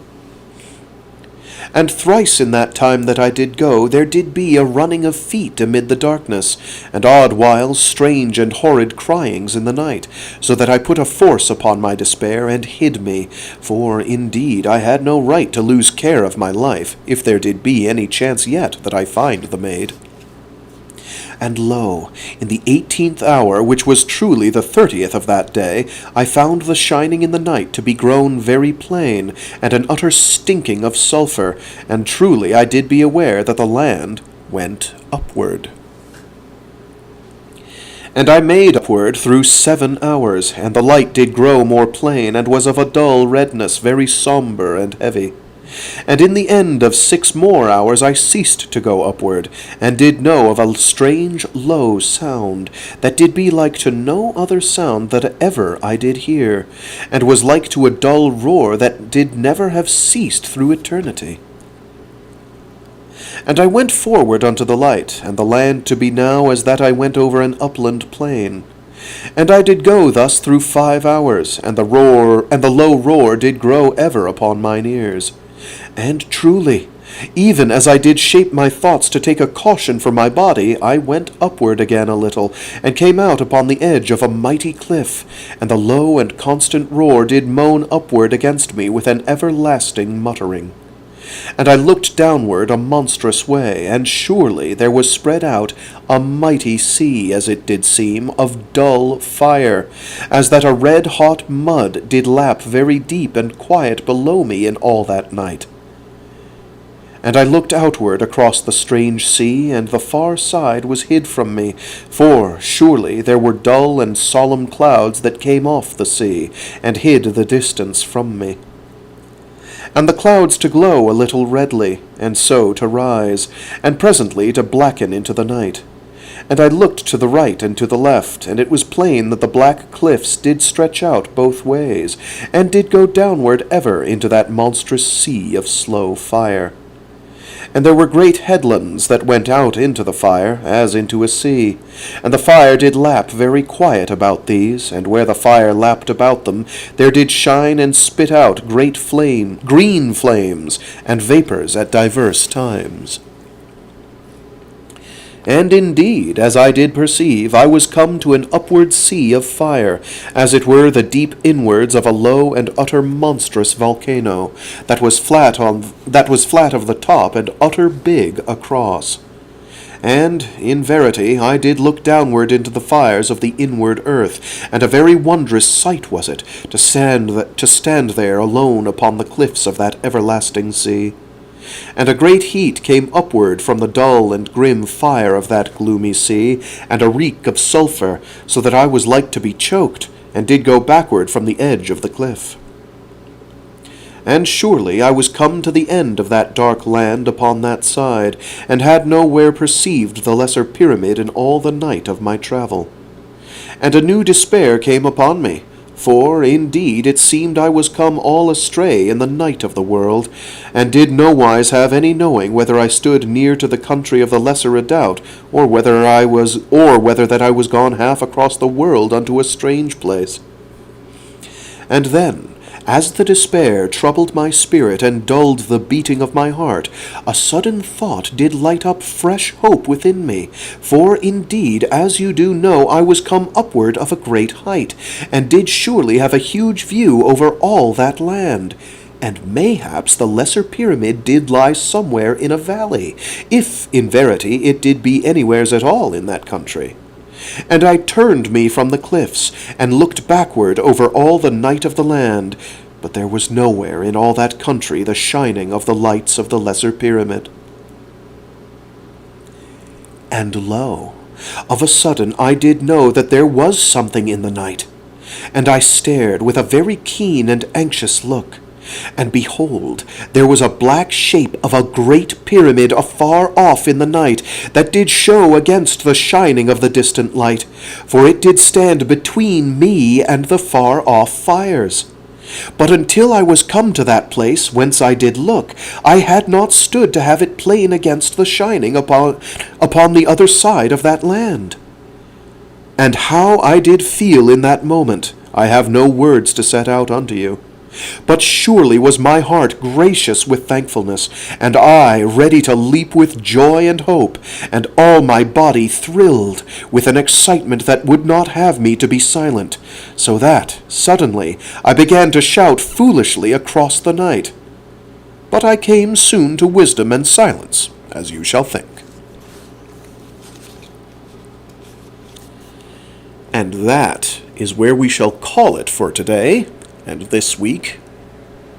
And we shall continue again next week with more of the Nightland.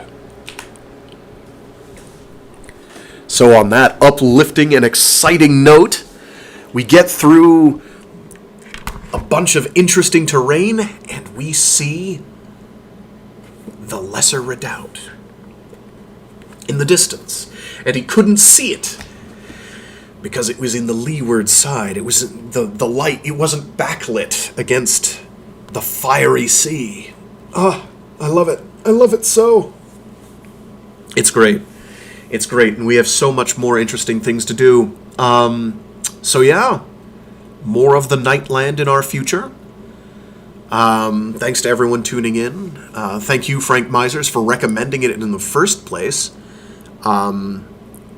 It is no small shame to me that I did not know this existed until you told me of it.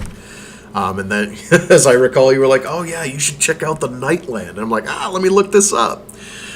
And I'm like, oh, this sounds great! And lo, for it was. So thank you again very much for the recommendation. I'm happy to read it here, difficult going as it may be.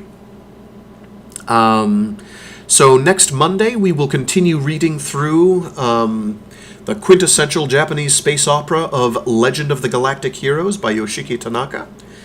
Volume 1, that is. Whether we get to the whole thing or not is remains to be seen, but why not? I think it's 10 volumes, if memory serves. This was printed by what? Haikasoru, while they still had a publishing division. I've spoken on that before. I think Legend of the Galactic Heroes was actually the last thing they managed to pump out before they were subsumed, which is a shame.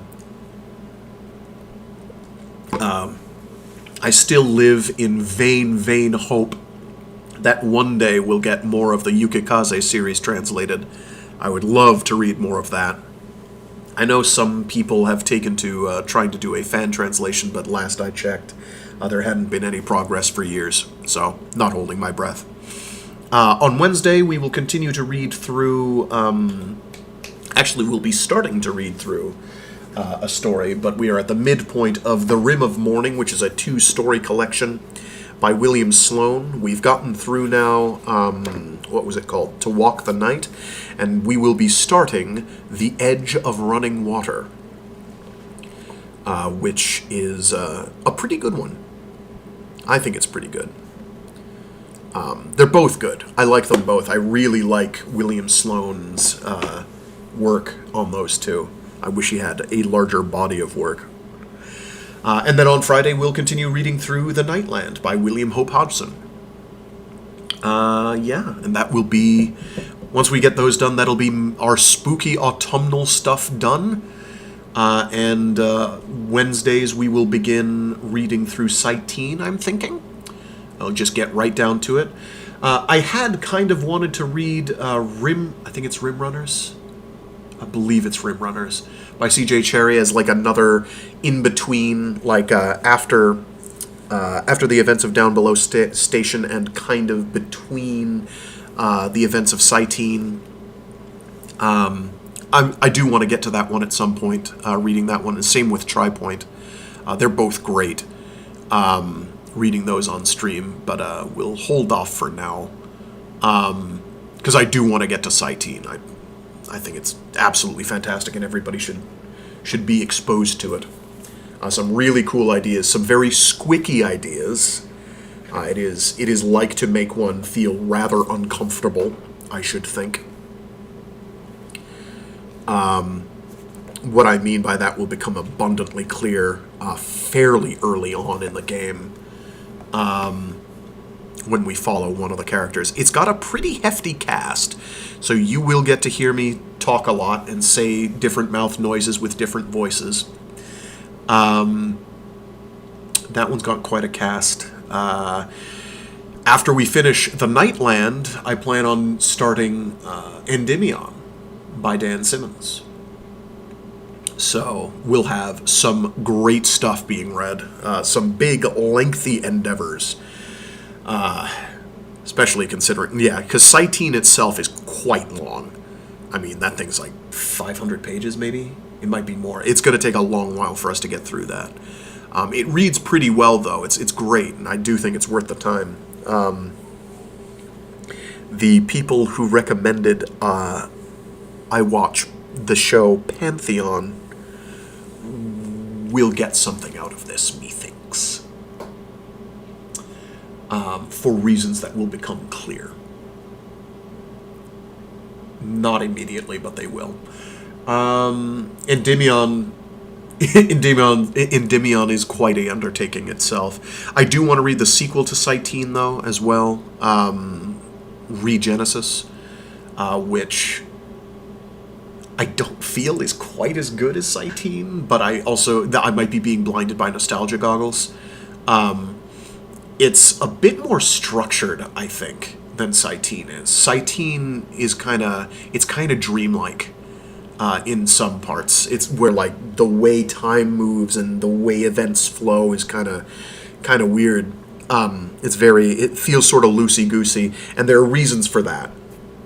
That will make sense due to perspective characters and what they're up to. Regenesis is a bit more straightforward. It's a bit more taut as a thriller. T-A-U-T as a thriller. It is also they're both nominally kind of thrillers, slash mysteries, slash. Well, actually, Regenesis isn't much of a mystery. Like you kind of know what's going on, but it's how characters are dealing with the situation they're in. Whereas Citeen is about. I really can't describe any of this to you until we get there, because I will stupidly spoil some things, and I don't want to do that. And they are worth taking on their own merits as he bang, bang, bangs. Do feel free to tell me if my microphone quality has been better or worse than in years past, or if it's too loud or too quiet. I need feedback. I don't really like listening to the sound of my voice. I've mentioned this before. It is... I do not like listening to my voice if I can avoid it. So if other people who are actually enjoying the sound of my voice can tell me if the audio volume is good or too quiet or whatever, please do not hesitate to tell me. I will take it into account and make some tweaks. Very easy for me to do. But I have to know there's an issue.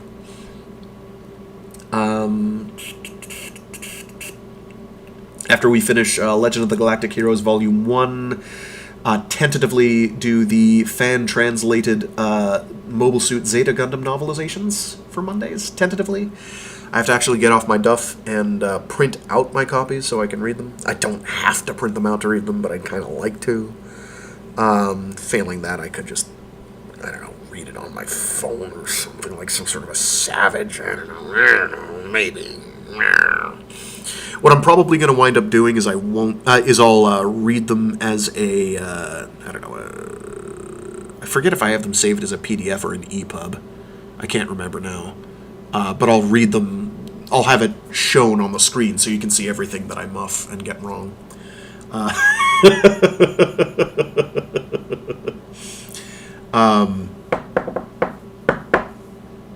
Anyway, that'll do it for me. This has gone on quite a while.